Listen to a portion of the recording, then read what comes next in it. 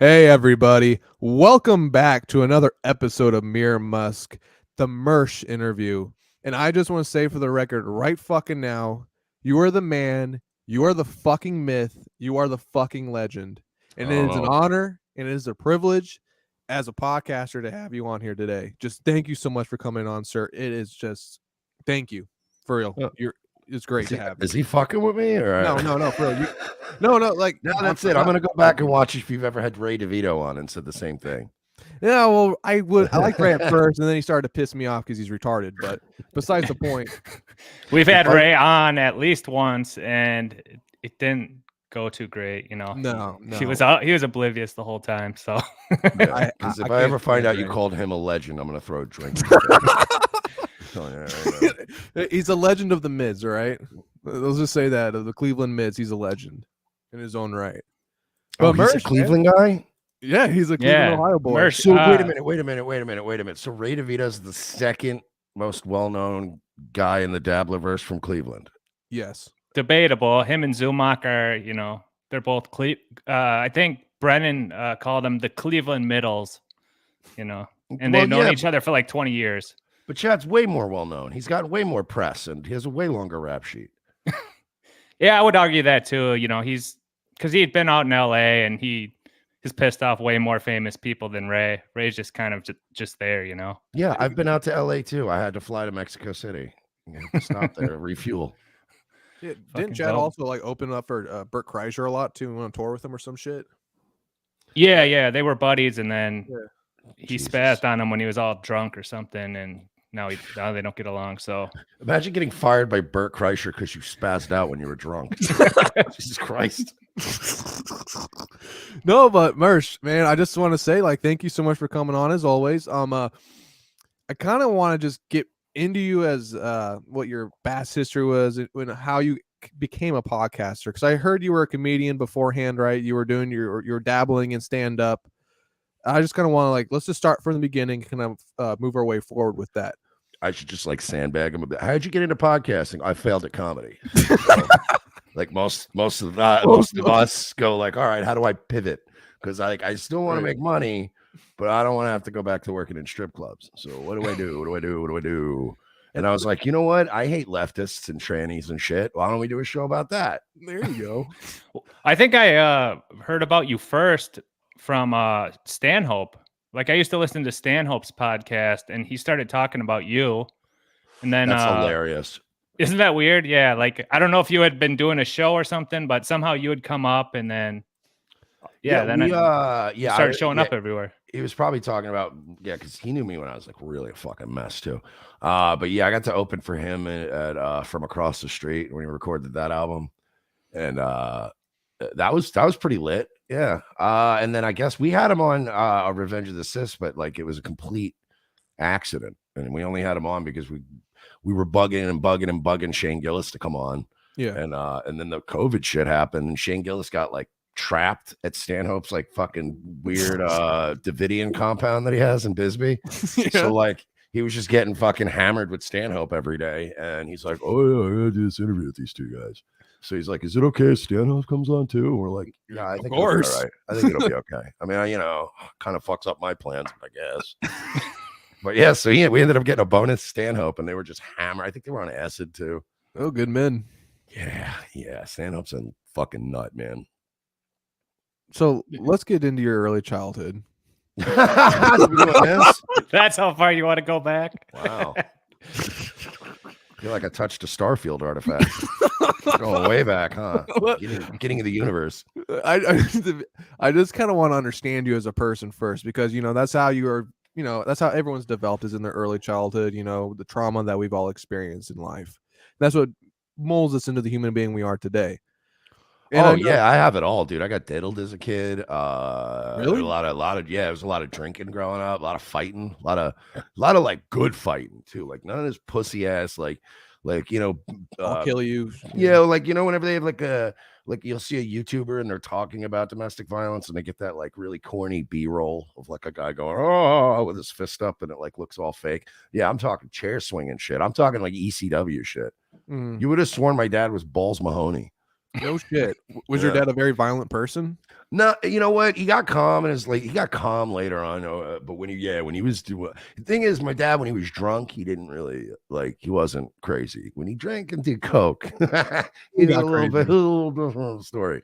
Right. But he got off the coke like pretty early in my life, so I don't have a lot of like dad being fucking crazy memories. But there's a few peppered in there where I'm like, woo, few tiptoes, you were walking on eggshells type of shit. Yeah. Yeah, and my sisters were all hood rats, and they all I remember my sister like fighting another bitch one time in the front lawn, like pregnant. I was always just around shit like that. You're like, all right. One time, like my sister's baby's dad sped off like in a car with like the baby in question, and because they were arguing over that. Yeah. And my other sister hurled like one of those like the plastic tubs, like the lockable tops, Oh yeah. One of those just full of baby formula, and she fucking hurled it, just wow, like fucking like what was that quarterback's name? Steve, what's his face? Just Steve right Young? At the fucking Steve, like she just Steve Younged it right at the car, and it just exploded. So yeah, I had a fun childhood. How old were you during all this bullshit? Like 9, 11. Oh damn! All right. So did you kind of like take into that a little bit at all? You brought that into your own mindset, and were you kind of a fighter in school growing up? No, I've if anything, I'm one of those weirdos that went the total opposite route. Like I honestly, I abhor violence. Like I'll fight somebody if you're hitting, like if you're actively hitting me in my face. I'm not like, I'm gonna fuck you up. But Christ said, turn the other cheek. Like no, I'm gonna fucking defend myself. Hey, the Jew said I have guns and shit. I'll easily kill somebody if they tried to like do something in my house. But like, yeah, as far as like, I've never been like, what the fuck are you looking at, bro? Like, yeah, I'm not that guy. Like, I'm usually the one. I ran strip clubs for years. I've been called a faggot. I've been called an asshole. You ain't got no dick. I'll fucking beat your ass. All this. I fucked your mother. All that shit. And I'm used to being in hospitality. I'm used to being like, that's cool, bro. That's fine. Just follow those guys outside. Right. Like you just have to go. Like, sticks and stones might break my bones, but words will never hurt me. Yeah. So it just gave me the coping mechanism of like now it like honestly, I wish if I had a time machine, like most people would be like, I would go back in time and like avoid some of my traumas. I would just go back in time and thank everybody and be like, listen, in like 40 years, the world is pretty much going to be ending anyway. And I'm going to have all the mental tools required to get through that because it's tough to navigate today's world unless you have a really bad upbringing. Okay. No doubt, dude. And I don't want to jump too far ahead, but you mentioned that you got into the strip club game. So how did you choose that field? And what? I mean, I know you love pussy. I would call it a field. It's not exactly STEM. No, but you love getting pussy. I know that. So besides that had nothing to do with it. I like money. And, yeah, they paid well. Money. And yeah, if you're look, I will say this because people, I wouldn't recommend spending too much time in that industry. But if you're young, you're uneducated, and you can worm your way into that, it's kind of hard to get into it. But if you can worm your way into it and just not fuck it up, you can make pretty good money for somebody who has a GED and doesn't have, you know what I mean? Like I had sales experience. I did radio. Like I can put a suit on and I can put on a show for people, you know what I mean? Get everybody. You have the voice. So I started as a DJ and I just worked my way up. But yeah, it was just my mom got sick with cancer. I was working at a radio station and making like, I think at this time it was like $9 an hour. Damn. And I was driving. Yeah, it's North Carolina. It's a right to work state. And it wasn't, again, I wasn't the fucking midday drive guy. I was, it was like weekends, days. And then like I'd fill in. Shouldn't they pay you more? It's weekends. Shit. No, it was pretty bad. But I mean, you get your foot in the door and then they give you like free tickets to shit. You get to go to all these events and eat for free. And there's always like CDs and free shit laying around. Like it's a lot of benefits to it. Yeah. But my mom got sick and I need money. And I knew like I had like two of my buddies that were like part-time DJs. And but they like seemed to be living comfortably. Like one of them was renting his own house. Like he had a roommate, but he was like, for our age, that was pretty impressive. He had a nice house that he was renting, and he got a car, like a nice car. I'm like, how the fuck do you have any money? I'm like, he's selling drugs. Like, be honest, you're selling drugs. And he's like, no, dude. He's like, now that you have a name, just go. Like they'll pay you. He's like, go to a strip club, like pick up some shitty shifts, and they'll just be happy to put like Mersh from 106.5 on the fucking sign. He's like, dude, it's pretty good money. It's like $70 a shift. Girls all have to tip you out. And back then that was like, I was making $9 an hour. So I just went to a shitty strip club and And they hired me, and so I started DJing, and I was like leaving with like $300 some nights. And I was like, whoa, dude. You ever get a stripper at all or no? Yeah, I was in 15 years. So you're not gonna, fuck yeah. That's like, that would be like, asking one of these like zoologists in Florida if they've ever been bit by a monkey. Of course, I didn't know if you had a code or something, like never mix business and pleasure or something. So generally don't like. Well, that's the thing. I wouldn't really generally I try not to fuck strippers I worked with directly at a club, right? Like, there's usually more than one club. And I've always been very good at selecting them. So that's like that's why you never really hear, even nowadays, any kind of big public controversies about like my private life with women, because I keep all that shit real tight, and I don't fuck with women that like run their mouths or right. Like, I very quickly can spot. My buddy used to have this theory. We all worked in the business together, and he and I used to very rarely had drama.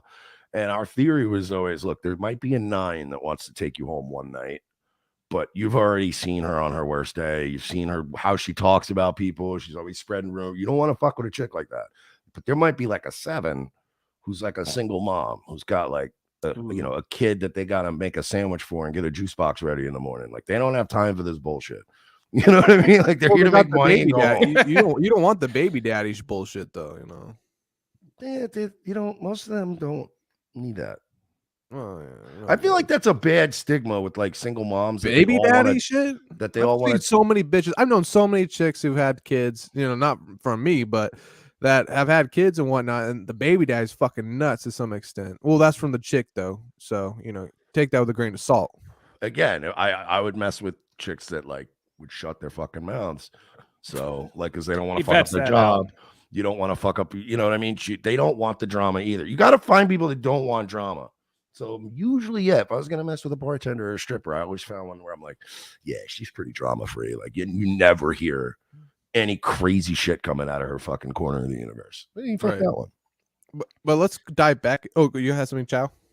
No, I was just going to say, like, staying on that, like getting chicks. And you've probably been, now that you've blown up on the internet, now you're probably getting a different type of female, hitting you up in the DMs, right? I wouldn't say we've blown up. We make a living, yeah. So that's pretty cool. Like, that's what I always tell people, like, when they're like, "Oh, is it like a big channel?" And I'm like, I make a middle class living, which is like, like that's pretty high up the on the percentile list. I'm like, but yeah, I'm not PewDiePie in it. Like, I'm not cashing fucking $1 million checks. You're not Bert Kreischer like we were talking about earlier. Yeah, exactly. It's the problem is our show is like leans right.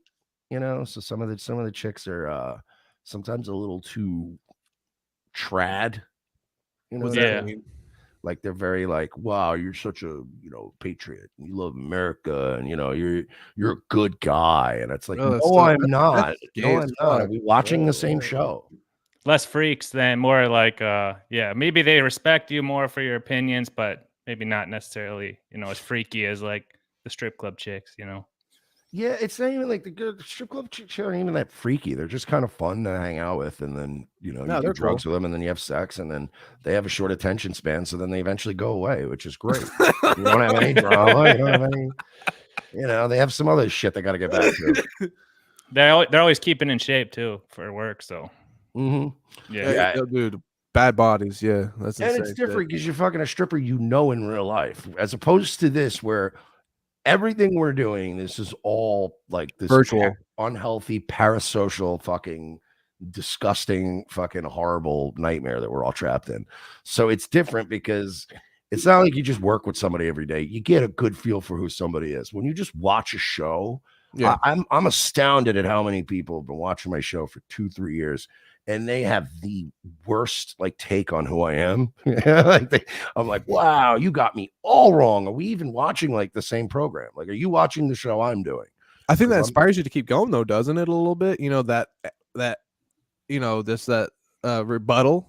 It kind of just keeps you going, though, because all these people that think they know who you are, but they really don't. At the end of the day, that kind of just keeps you going, though, right? Opposition and whatnot, Yeah, no, I don't mean in an oppositional way. I mean it quite the opposite. I mean, if people have the wrong take on me, in that they start to watch you every day and they're like, bro, you're such a good dude. You're a stand-up guy, man. Like I look up to you and I'm like, don't do any of those things. Like don't do that at all. Right. That's what me and Royce always preach on our show is like, don't fucking fall for any of these internet heroes. Don't make anyone your internet dad. That includes us.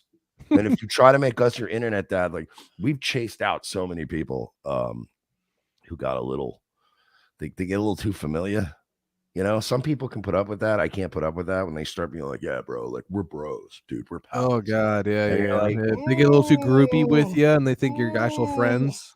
Yeah, and you really have to nip that in the bud early. What's the craziest motherfucker you've had to deal with that with? You're like, dude, you gotta fucking chill, bro. Like, what the fuck is going on? Bunch of them. There's so many. There's the one that really hit a whole subreddit of them. We used to have this art guy that used to do art for us. He'd draw you naked or some shit. No, yeah, he would draw like cartoons. He'd make like t-shirt graphics, thumbnails, shit like that. You know. Oh, that's cool.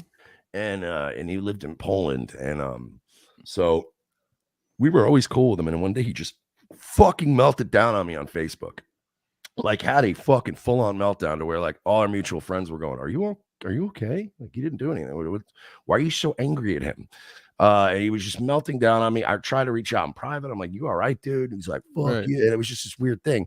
And I come to find out he was dating a chick that we were like, that was a fan of ours. And when I was at Vegas, like me and her, like almost hooked up, like we were fooling around and nothing nice. And I had that Show Me Kitties chick? Yes, that's the one. Yeah, so she's guy, bad, bro. She's pretty that hot. guy melted down, and he has been still coming after me ever since. Did he ever hit it? No, they were never even in the same country. He bought her like Steam games and like Dead by Daylight DLC. You know, it was one of they gamed together. Oh, that's cute. Which is true love. No, you got to game with her, and she lost her bra on the couch in my Airbnb in Vegas. But you know, it's just, we're not the same guy. Same guy. You ever keep in touch with that chick? Oh God, no. Not after she tried to get a lawyer involved. Oh shit, I didn't know that. I just had seen her. I thought she was pretty hot, you know. No, yeah, because they all started going around and like falsifying the story. So I had to clarify. When I clarified, this lawyer contacted me. And then my lawyer was like, look, I'll deal with it. I'll write him an email. This probably is no big deal. And I was like, he's like, but don't contact him. And I was like, no, fuck this guy. I'll handle this. And he's like, I really wouldn't do that if I were you. I'm like, no, fuck this guy. He's fucking retarded. And yeah, so there was that. We've had there was one guy that replied to you tonight. He used to be he used to be one of those the big which one? It was on Twitter. I don't know, when you posted the link and he was like, oh, Mersh is gonna talk about his cat. Here, I'll look it up real quick. That's another guy that when we went to like Ethan Ralph's bowling thing in Dallas. Oh, LL Elysium Luis. Yeah. He showed up to this event and he like followed us around the whole night and he like brought us a bottle of bourbon as a gift and like all this shit. And like, you know, anybody who uses the word he's just cucking it to you boys. And then all of a sudden he like hates us and he's just yelling all the time. And I'm like, you didn't give him the satisfaction he needed. Well, I've seen him also, like he's tried this in other places. Like he tried to be like who are these podcast guy, and you know, then he got fucking like you'll see these people that move around and they'll be like, yeah, you know what? I really love Kevin Brennan now. That's my guy, Mr. Kevin Brennan. And then like if Kevin doesn't give him enough love, they'll be like, fuck you, you fucking Neil Brennan's better, you fucking old red piece of shit faggot. And then they'll leave and they'll be like, oh, Carl now, he's my new dad. And that's what these people do. They move from place to place, and then they spend the rest of their life in the replies of the people that like it's like me, if I go somewhere, right, and I'm not clicking with everybody, I'm just like, all right, I'm bouncing. Leave. Yeah, I'm cool, man. Like if you ask me to leave, and I like, yeah, of course, nobody wants to be felt like that. It doesn't feel nice to have somebody go, sir, you're making a scene. Like, can you let's calm down here. But it doesn't feel good. But I respect people. I respect private property. Like if you come up and say you gotta go, I'm like, all right. but I don't do the whole fuck this place and then stand outside the nightclub going like everyone here is a rapist. Like, you know what I mean? Like I don't do that. I just leave. You don't make a scene. scene. Can't do that. Like you said in your early childhood, you don't want to, you know, cause a disturbance in society. You rather just flow and just be like, you know what, we're not going to cause a scene here. Let's just continue on with all of our lives, and not burden ourselves onto other fucking people who don't need to see this shit. Plus, I always had drugs on me in my 20s, so I was always like, shh, dude, chill. Come on, let's not. Let's just chill. You could go outside and beat them up. That's fine, but let me get to my car. You know, my buddy had an ounce on him today, and I said he's stealing at Walmart. I think that was the wrong thing to say, but anyway, that's my favorite. People that I'll see mug shots where they're like they got arrested for shoplifting, but they also have meth on them, and I'm like, you didn't leave your meth at home. Like, if I'm gonna steal, just in case I get arrested, I don't want to have a gun and meth on me. Yeah, no doubt. I mean, yeah, like you said, the world's just becoming more chaotic every day. And I want to get back a little to how you said you were working at a radio station. How'd you get into the radio world? I guess like because I heard like you were an O&A guy. Is that true? Yeah, I was a big that's fucking epic. When I was a kid, I was a big Howard Stern guy. Okay. And then like when I was about 17, a buddy of mine at work was like, yo, you're like, he was just laughing his ass off with like headphones on. And I'm like, what are you laughing? What are you listening to? He's like, bro, you ever heard of Opie Anthony, bro? He's this Puerto Rican guy named Herman from like Brooklyn. But he was just like, yeah, bro, you got to check these guys out. Dude, they're fucking hilarious, bro. And I started listening to him. Like in the NEW days. I think over time, I tend to appreciate Ron and Fez more going back, like, and listening to them. But yeah, I was a big O&A guy. Is that a real cat you got right there? Yeah, this is Clarence. Oh, dope. He gets needy between the hours of like pretty much when I'm supposed to be doing my show. He starts being fucking annoying. So that cat looks loyal as hell. He doesn't know a lot of humans. He just literally walked in my house in like a rainstorm when he was like 5 weeks old and just didn't leave. So he doesn't know much of a world outside of just hanging out with me. He loves it though. He loves you, buddy. He's a tiger, man. You know, aren't they like the most closest relatives to tigers to some extent? They're kind of their own thing. The domestic house cat actually isn't like an offshoot. I'm not going to get into cats. The audience will make fun of me. No, but these actually, they're pretty close to their original. All right, buddy, come on. There you go, buddy. Just hang out back there for a little bit, all right? Relax. You don't subscribe to like a black cat being unlucky or anything like that? No. I'm not very superstitious at all. I mean, I got like lucky numbers and shit if I'm gonna play a fucking Powerball, but I'm not like I'm not gonna like walk around my car 3 times so it doesn't explode or you're not supposed to want to reassure everyone this is live. Fake live. No, this is live. Yeah, well, we'll get to the chat in time, but we're trying to run an interview here with yes. So Mersh, real quick, man, I kind of want to dive back into stand-up with you. So I want your take on stand-up because I see all this fucking hit pieces on you on the fucking internet about your stand-up and all this garbage and shit. And I was bad. I was no. Hang on. Let me finish real quick though. There's always two things. There's always two sides of the story. Nothing's black and white. Nothing's just salt and pepper. Okay. There's always more nuances than everyone pretends there's not. So I kind of want your take on your stand-up career. Like, what brought you into stand-up in the first place? What inspired you to want to do stand-up? I don't know. I mean, I kind of always wanted to like be funny. I liked being funny. I enjoy like popping a room. You know, like I just enjoy like when I say something, a bunch of people laugh. I made a bunch of people laugh when I was like really young at my grandmother's funeral. And it was like one of my earliest memories because I was a little kid, so it's not like I was you were like a little tiny kid, and they were bringing my grandmother's casket into the church, and I turned to my mom and I was like, "What's in the box?" And everybody started laughing. I was just clueless as to why we were even there, and but I just remember enjoying the feeling of that laugh, and I was like, "This is pretty. This kind of owns." This is a high. So when my mom got sick, like when she was basically dying, and like at the end, she kind of made me promise to at least try it, and so I kind of only did it. I was like, "Fine, I'll try it," but I really wasn't even in the mood to do it, and then I did pretty well for my first 2 shows. And then I just got lucky. I ran into a dude that wanted to take a bunch of young guys that were like unknown and just book these random ass bars for like shitty amounts of money, but like get experience and just travel. Right. So it was good. So I kind of had like an indie wrestlers entry into comedy, where it was just like, I don't know, man, we tried it. We had a couple of okay matches, so we took the boots and the trunks and we got in a car and we just did every shitty fucking armory and like middle school gym and stuff, and hit each other with light tubes and chairs till fucking somebody wanted to do stuff with us. How was that crowd work? Oh, go ahead. Well, is that something like I've heard you mention wrestling a couple times, and that's a very performative, like you mentioned O&A, which always had comics on it, and radio, and then you mentioned wrestling. So it's kind of like an amalgam of all these different things you were into. Is like stand-up kind of fits hand in hand with that. So how long have you been into that wrestling game? Well, I was never like involved in it.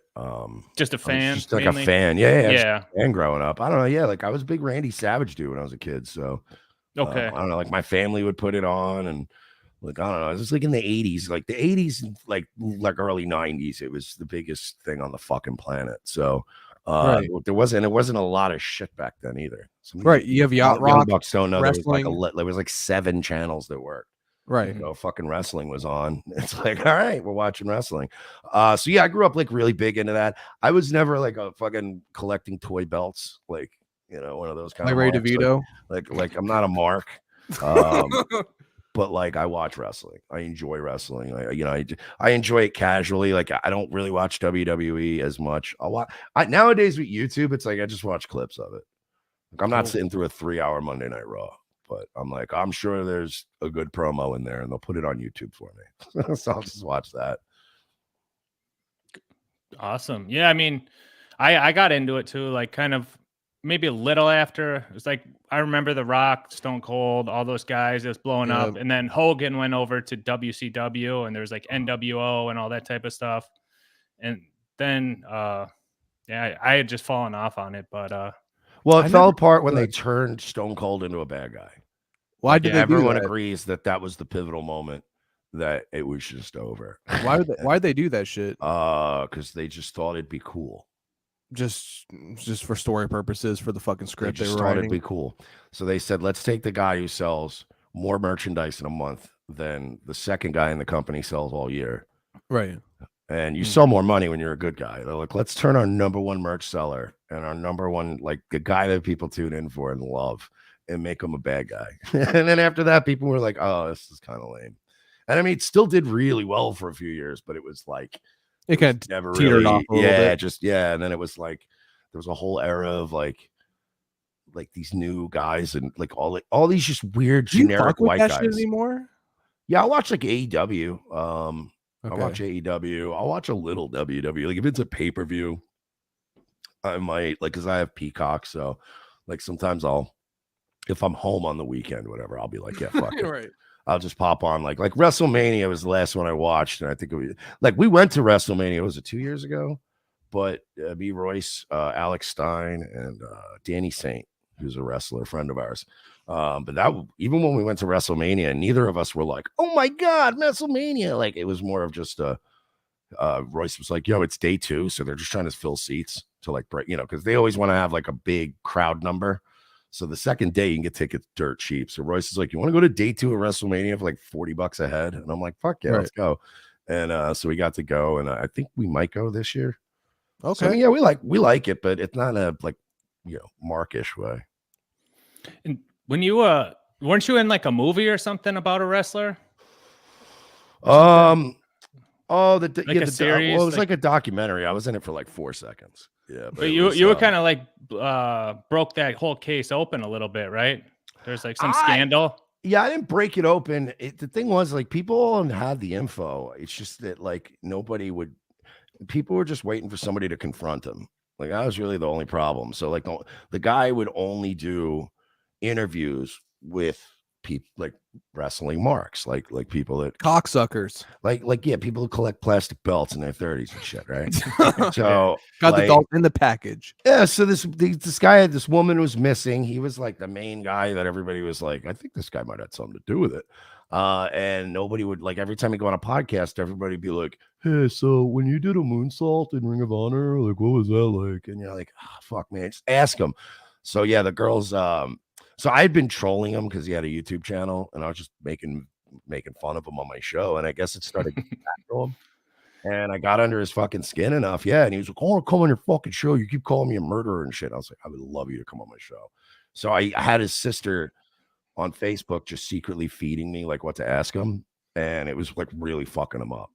So that was like kind of when people started looking at it again. Like I didn't break it open per se, but I did get him to have a fucking complete meltdown about it, which is all you need to make like people don't care if a woman's dead. Nobody gives a fuck. Like no, I mean, why? There's billions more. If somebody has a meltdown on the internet, everybody's like, well, what is this? This is funny. And what is your take on Sam Roberts though? Like with his show, I'm sure you've probably seen it before. His wrestling show he does.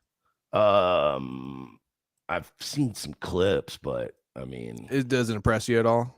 There's just better hosts. Just better hosts out there. There's a bunch of other guys that interview wrestlers and do it better and look better and sound better and are better. Right. So I just don't like it. It's kind of funny now because I saw he just low key got added, like the WWE's like letting him do some pre-show stuff again. Yeah, I've seen that. Yeah. They have not been using him for a while because the audience hates him. Like they literally like forget it's not even just O&A people. You can go look at like WWE fans and they're like, this man is unpleasant to look at. Yeah, he's a Jew. But anyway, let's continue on. I didn't mean that. I kind of want to dive. Oh my god, that's fucked up. But I really want to dive into like how you kind of transition from I don't want to say a failed stand-up because you did have some success there. You were killing it, but you got to make money though at the end of the day. It doesn't matter how much of a fucking joy it is or how much you're doing. You have to make money. So you kind of go ahead. Sorry. No, I was agreeing. Okay, perfect. So you kind of transition yourself from comedian stand-up to podcaster. How was that transition for you, and what kind of brought that imagery upon, and how did you make it into an actual reality for yourself? I to be honest, it wasn't really a transition because I always was more comfortable doing that. I hated stand-up. I still hate stand-up. Like I really won't even take a gig. Like if somebody even just wants me, I'll do a hosting thing if somebody asks, but like I would never like get on stage and the amount of money you make, and you gotta burn gas and you gotta like put on like actual jeans and like a clean shirt, and you gotta drive all the way to the thing. That's not for me. That's a whole lot of and it's like it's just awkward up there. Like I like being conversationally funny. I'd rather just like watch a video and react to it, or sit there with another person and just riff with each other and talk. It's easier, and I tend to be conversationally more funny. I never wrote comedy. It's not like I would sit there like I never wrote your own jokes or shit. No, I mean but like my shit was mine. What I'm saying is I didn't sit down like in a coffee shop with like a fucking laptop MacBook having them. Yep, gonna write some material. Like no, just better get that Wi-Fi password. All my jokes came from me being at a bar, hanging out with my friends, and somebody would say something, and then I would just start ripping on them. Right. Like, and I would go off on like a tangent, making fun of them. And then the difference was that once they started doing stand-up, I just had to drunkenly carry a pen and paper around. And if people were like, that was a good one, I'd be like, oh, I'll write that down. Well, on the podcasting front, like you have go for it, Mir. On the podcasting front, you have a partnership with Royce, which I've seen. That's your most popular show, right? Is the Revenge? Yeah, that's the main show. That's the one that is right. Yeah, that's what we call the A show. Was that how did you guys come together? And was that your first endeavor together, or was that your first foray into podcasting with him, or how did you guys meet? No. He had a pretty successful podcast for a long time. I did some podcasts. I never really had a big one, and then we did one together like 10 years ago. That wasn't. It was damn. It had some good episodes, but it wasn't. It never really took off. And then it was 2016, 2017-ish is when I started like talking to him about doing a new thing. But no, he's always been doing it, and I've always been doing it. Just we've done it together before, like like I said, 10 years ago, and then both took a break, whatever. We've been on each other's shows before, but yeah, when we started doing that, it was like 2017. We're just like, yeah, we gotta do something. I'm not staying in these fucking strip clubs. And that time, like 2016, 2017, that's when things kind of got a little, that's when it was blowing up and things with Trump came around and everything became topsy-turvy. So you guys had plenty of stuff that was like news related to cover that wasn't boring, I guess. Yeah, we were very smart. We decided to get into the realm of a right-wing political show right when the people were learning what terms of service were. So that was good. Yeah, right. I know. Just in time retrospect, they it hasn't. They've kicked a lot of those shows and yours, I believe, right, off of YouTube. That's hence your Rumble hat, right? What do you mean? What about Well, Rumble? I know like a lot of people have been kicked off in terms of service for different things, and then recently you started going exclusive to Rumble, right? Like, yeah, well, we lucked out because we got we did an exclusivity deal with Rumble before we got banned. Not a lot of people had that. we kind of lucked out on that one. It's sort of like Dave Landau like leaving Crowder right as Crowder just completely like, dude, Crowder's fucking no. What's your take on Crowder, dude? Real quick, I wanted your take on that shit. What's your take on that tweaker? I believe he's a closeted homosexual psychopath. I think he's a faggot. There you go. That's also a good one. Yeah, no, I hate Crowder, but yeah, I just meant when Landau left him and he just lucked out. We lucked out. Like Did you see how he treated his wife? Yeah, he's a nice guy. Well, we called it on our show years ago. We had clips years ago calling this guy out and being like, this guy's a psycho behind the scenes. And then it all came out and we were like vindicated. But right. But yeah, no, like it's just the Rumble deal we got lucky because it was like we were on our second strike. We were teetering anyway, and we worked out a deal with Rumble. It's kind of like a combined like Rumble locals deal because they own both. So they kind of wanted us to stop streaming on YouTube and stream on their platform, but also to move our patrons over to locals, you know. So we did that, and yeah, they've been pretty good to us. But like we got up with them, and then like 3 months later, I think they nuked our YouTube channel, and we're like, fuck. Like, thank God we have a contract. What made them nuke the show though? I mean, on YouTube, you must have done something. Right? I don't know what the last strike was for, but we had strikes we legitimately got strikes one time for harassment and bullying in a video that was literally only about Jeffrey Epstein. Are you shitting me? Yeah. And it was like after he was dead. So I'm like, well, how are we? Let's say we're bullying Jeffrey Epstein, which I think should be arguably okay. Oh, yeah. He's dead. Can't hear it. Jews don't believe in heaven. He can't hear it. Oh, you know, I gotta say something right now. All right, Mersh. You kind of remind me of Gavin McInnes in some aspect. I don't say that. No. Just listen to me. Just listen to me. You inspire us younger men to some extent. How you portray yourself and how you should look at things. You don't need to just attack people off the street, you know, if you get angry. Like you said, just be calm, just be looking around, just observe the situation and be sure of yourself and always pivot when some things are changing. Because if you want to be successful in life, you never just go with one thing. You always have plan A, plan B, plan C, plan D. And that's what I love about you. And you're very honest. I what you're portraying. That. No. I'm being serious. You're like, I like listening to you talk. Like you're a very honest man, and I enjoy that because I mean you have a lot of indecency and a lot of snakes around. I'm sure you have a lot of snakes in your life and or online. You know. Oh, yeah. Look, your chat is lit tonight. By the way, they're fucking. I'm trying to watch it, but it's hard to keep up. It's hard. They're calling me gay for fucking saying some honest shit here. I mean, you all want me to shit on this man here, but he's not a horrible person like you fuckers want. It's not black and white. It's not salt and pepper. He's a good guy to some extent, and I'm gonna be honest here. Like we do with Michael Ray Bauer, I've done with multiple people. It's not just I would say, what's the word I'm looking for? It's just not what you see. I mean, what you guys watch on media is not what is in reality. And you don't know this person. So, I mean, some of these people know me. They should know me by now. There's some people in your chat that have been obsessing over me. I'm not even kidding you, going on 5 years now. See, that's insane to me, man. No.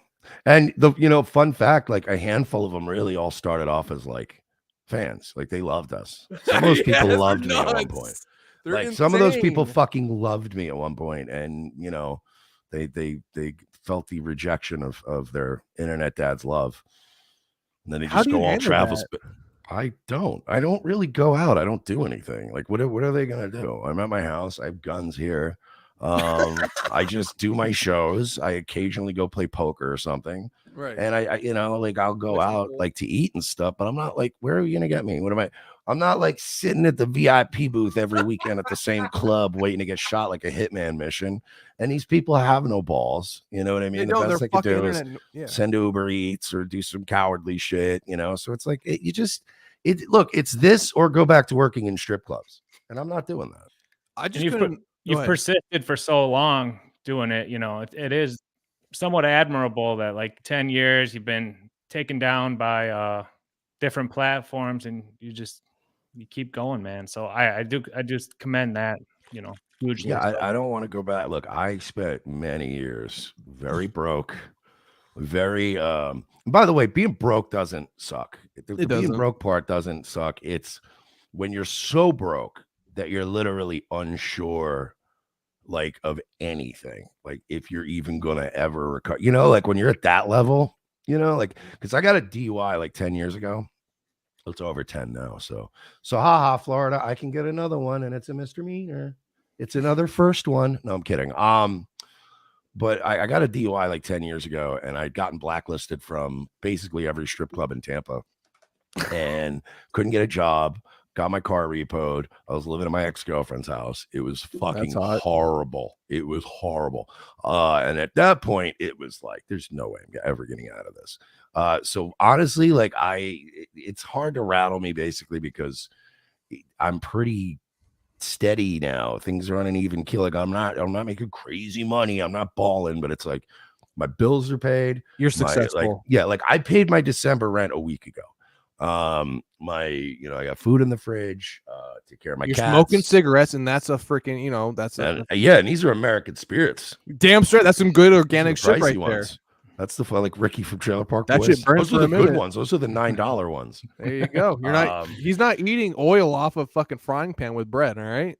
I'm not bumming. I'm not like fiending and bumming a fucking 305 off somebody, and I'm not fucking on probation, and I'm not like there's a lot of shit that I think people think like, oh man, I'm trolling them good. I'm like, dude, my life's been terrible. This owns right now. I'm not giving this up for shit. Right. No, it seems like you mentioned the gambling. You say you like to play poker. Is that what you usually do? It depends. I like poker when I'm in Florida because we have like weird gaming laws. They're giving us sports betting finally. Really? Fine. Damn, bro. It's been a minute. Florida's a dope state, and it's one of the freest states in the country. And we have like some really nonsensical like laws about like weed and gambling. And it's like we still have too many old people. But yeah, like I like poker if I'm in Florida. I actually play slots, and you can ask anybody. I'm very good at picking what time of day and what machine to play, and I rape those machines. And then I'll always lose a lot of money because I'll get really drunk and stay too long, and it'll be like 3 a.m. and I'll lose a bunch of money back. Tell me. Go ahead. No, but I like even when we met the CEO of Rumble, right? And he's like, I want to test this theory, like. Oh, because we're at the Aria, the casino. He's like, I want to test this theory. He's like, I want to see if you're full of shit. And Royce is like, I'm telling you, he's not full of shit. And, he kept going, what about this one? This fits your criteria. And I'm like, no, I don't like that one. And we were just walking around. I didn't like 4 of them to the point where he's like, I just think you're full of shit at this point. I'm like, wait, go pick that. Go sit at that one, right? And I was like, and actually the one next to it's going to do good too. But I even called which one would do better. I'm like, that one's going to do great. So the one next to it's going to do good. I'll sit at the one that's going to do good. And we sat down. I think within a couple of rolls, I hit like $200 and something. Yes, sir. He had already hit for like 7, and then he cashed out. And he's like, "Holy shit!" Like, I'm like, "I told you, man." Yeah. Cool. Got a 6th sense for it, bro. And I was sober. I'm like, "Not now. You can't stay. We won. Let's go. You got to rip and run." No. We went to another machine. No. We went to craps after that. I want to hear the story about you getting because I saw you talking about how casinos are manipulative and they kind of try to control you a little bit, and they try to make you lose. And you were telling me, not telling me obviously, but you were telling the last time I was in Vegas and I lost, they were rubbing your shoulders and shit. They were giving you basically a hand job under the table, giving you drinks. No hand jobs, but yeah, when I hit on it's called a hand payout. So like when you hit a one that it's a big enough thing that they won't print out a ticket, they actually just send some lady out with like a 1099-C, and you have to sign for it, and they give you like a fucking whatever. So I was waiting for, and they give it to you in cash. So I'm waiting on my hand payout. As soon as I get a hand, like as soon as the thing goes off for a hand payout, the drinks started coming twice as fast. Mr. Mush, like waitress was not missing me, and then they sent the massage girl, and she's like, yeah, it's like $20 for like 5 minutes. And I had like fucking $6. Yeah, and I had like $6,000 in my hands, and I'm like, yeah, you know, you're white American, you know, Filipino. And then I drank, and I got massages, and I kept playing and playing, and I lost back almost all of it. It happens. Whatever. God damn it. It ain't your money till you're on the plane with it. Goddamn Orientals, I'll tell you what. But I just want to say for the record, casinos, do you think are honestly, for the most part, rigged? Or well, not? Everything's rigged. Of course. It's just statistics. That's all it is. It is rigged because every game has a house favor. Like every game favors the house. I think the only game, if I recall correctly, that doesn't favor the house is craps. Craps, it still favors the house, but like it's almost hard, unnoticeably. But roulette favors the house, right? Otherwise, they wouldn't have the green numbers. That's the whole point of the green numbers. You could bet red, you could bet black, right? 50% of the time you'll be right, but no, because they have the green numbers. So there's always a little house advantage. Same thing with so every game, has a certain little house advantage. Blackjack's another good one, only because they still kind of have like a little bit of odds in their favor. However, they have to play a certain way. So you at least know that. So it's like if they're showing a 7 and you think they have a 10 under there, you're like, cool, they can't hit after that. Like there's little rules, but everything pretty much, it's all meant to favor the house. The whole point of gambling is to not lose too much of your own money while you're there, which thank God I didn't do last time we went. Hey, Mersh, real quick. I'm sorry to interrupt you with oh no, actually, go ahead. I want to hear more about this. Sorry. No, I was just saying that the whole point is to get your rewards program and to make sure that you milk the system as hard as fucking humanly possible, right? And try to get your value back. Like I'm going on a free trip right after Christmas. So really, it's 3 nights. Yeah, 3 nights. I get like $200 to play for free. I get a free dinner voucher. Like they just pretty much if you if I went to Vegas, they wouldn't give me any of that shit because they'd be like, we have customers, we have money here, we don't need you. But if you go to like Biloxi or like Atlantic City, yeah, brother, we'll suck your dick just to please come in and play. We're broke, right? Or massage you. But hang on, I want to ask you a question though. I always wonder this about you because your aesthetic is amazing. You kind of got the 80s Polaroid, dark vibe going on with the Nightwave shit. And I always love that about you. You kind of, it's just insane to me. And I love your neon lights going on. When you were doing Return of the Sis, how did you come up with the concept of Nightwave and how did you develop that aesthetic for it? And what kind of inspired you to want to, push towards like an 80s kind of, vibe with it? What kind of inspired you with that? It was more like the color scheme I always enjoyed. I spent enough time in well, not just neons, specific colors. Like I'm a purple, pink, teal guy. Like it's an eye-pleasing aesthetic. I spent enough time in strip clubs that my eyes are naturally adjusted to those kind of colors.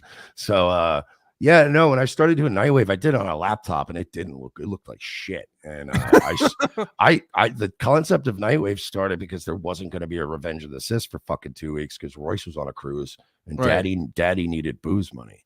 So I was like, well, I'll start my own show and I'll do it at night. And then I just called it Nightwave. And then I guess when we got the new, all this new shit, like when we upgraded the aesthetic, the guy that did it for me was like, well, what do you want? Like as a concept, what's the pitch? And I was like, cyberpunk titty bar. Yes. And he was like, done. And I was like, all right. And he pulled it off. Jesus Christ. Very Miami or Southern Florida vibe with those colors, Yes. Miami Vice type shit. Yeah.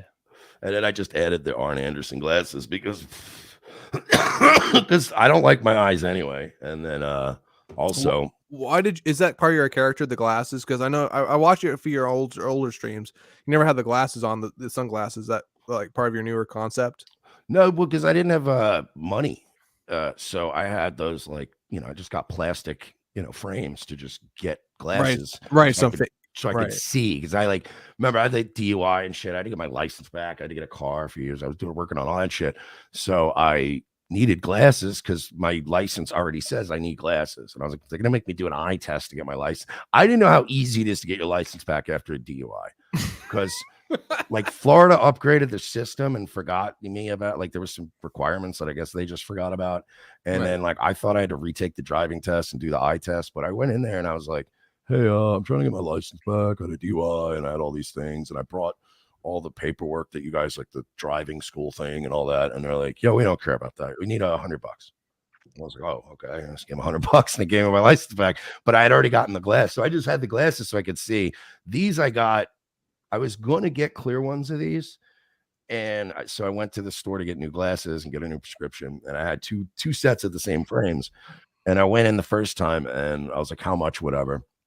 And they're like, if you want to get the clear ones with the anti-blue glare and all that kind of shit, it's like $600 and something for the lens. What kind of fucking glasses are you buying, bro? Just go to Sunglasses Hut and get some decent shit for like 200, 250. My eyesight's very poor. Wait. I was at fucking Lens Crafters. No, hang. Yeah. Oh shit. So you're getting like fucking prescription shit then? Yeah. These are. Oh shit. My bad, bro. I thought you were just wearing normal sunglasses. Oh my god. Damn. Okay. So I got these because I was like, well, I already have my nerdy glasses. I'll wear those for now. But I was like, I was like, the lenses for the clear were like $6 something.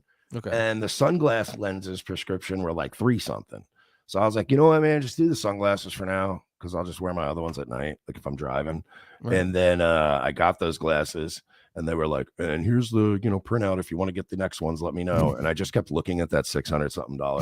Like everyone reads into this like sunglass thing way too much, like in this nefarious, like he's got a lazy eye. Like, yeah, I hate my eyes. Like I definitely look better with sunglasses on. Right. But it came down more to like $700 to have a clear version of these.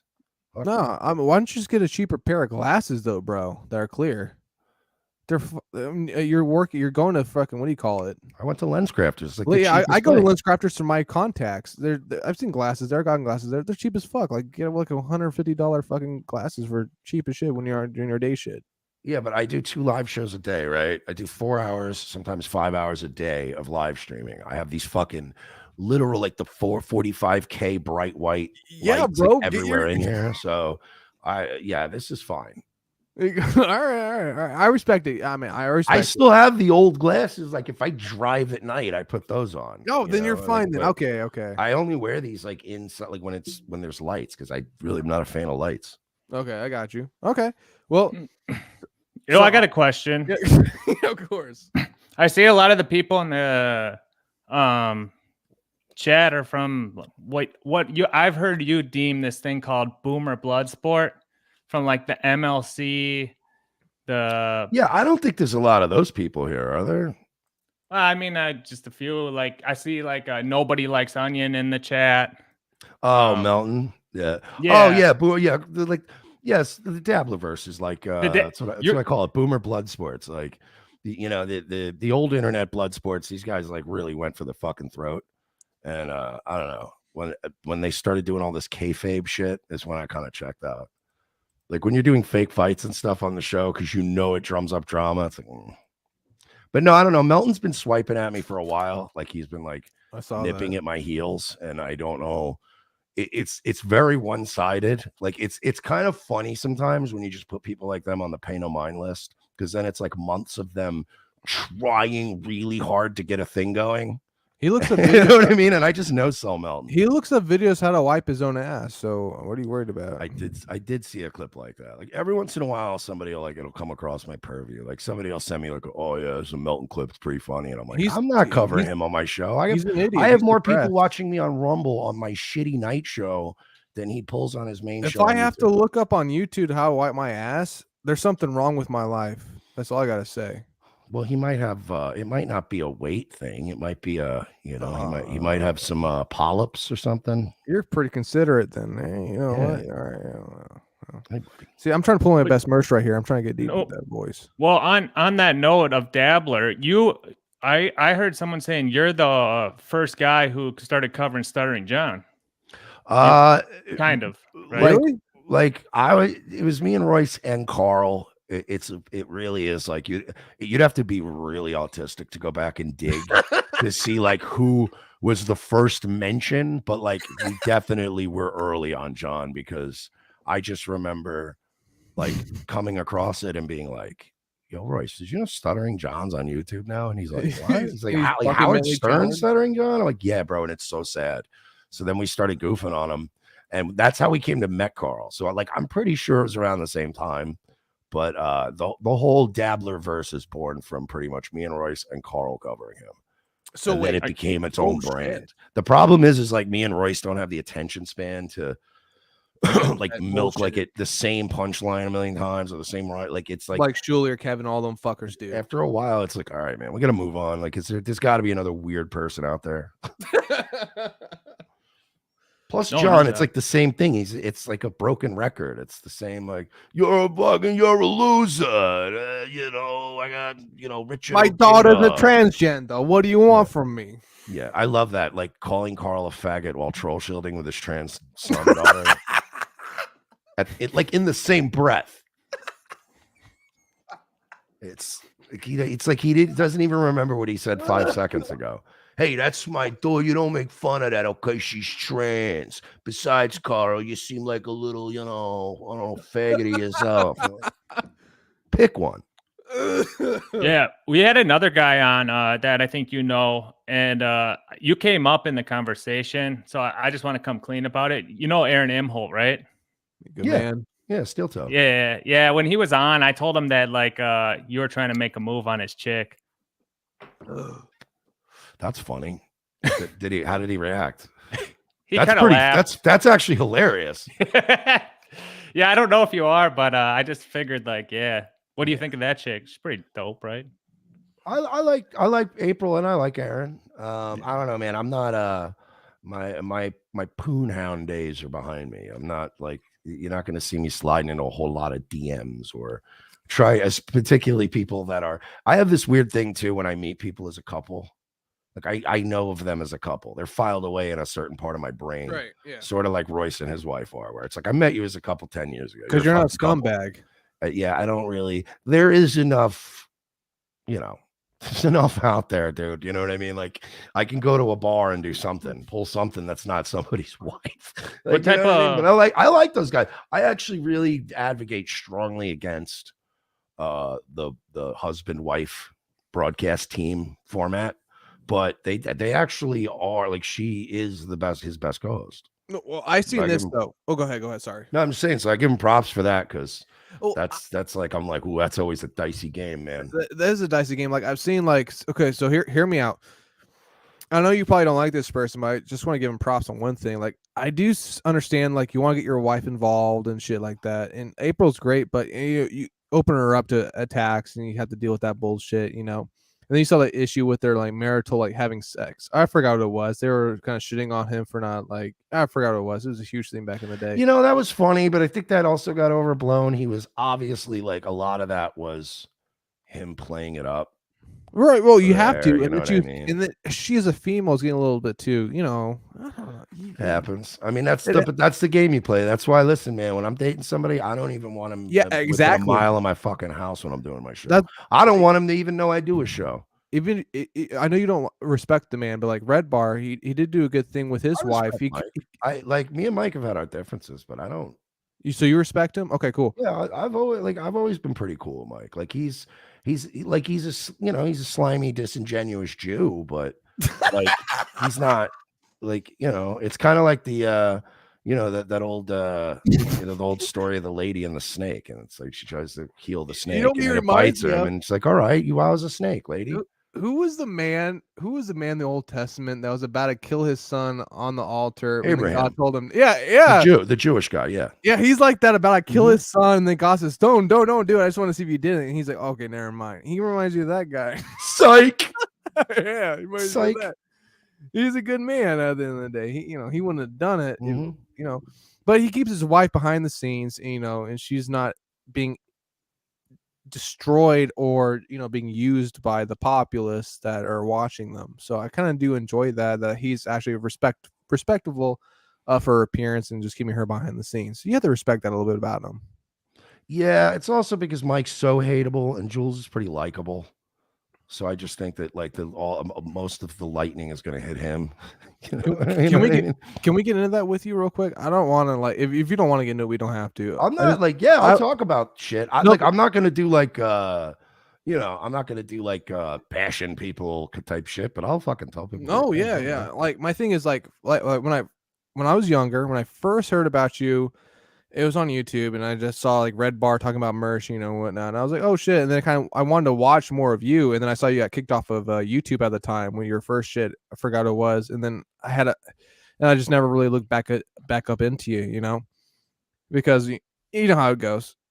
Once that like first interpol of like being able to access something, if it's gone, you're just not going to go back into it. Oh yeah, I have legitimate friends that are like, yeah, I'm not coming to Rumble. Yeah, exactly. Like that. Yeah.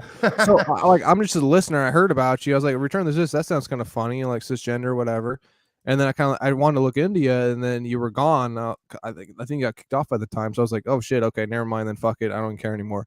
But what was your take on Red Bar? Kind of like digging at you a little bit, kind of not exposing you, but kind of doing like hit pieces on you at that point in time. What was your take on that? It doesn't bother me. I literally make my living doing the same shit. Like I always believe people should be allowed to just like make fun. Like to me, anything that doesn't go beyond just making fun of you on the show, it's fair game, right? Like don't mess with people's families, bringing gay internet shit into real life.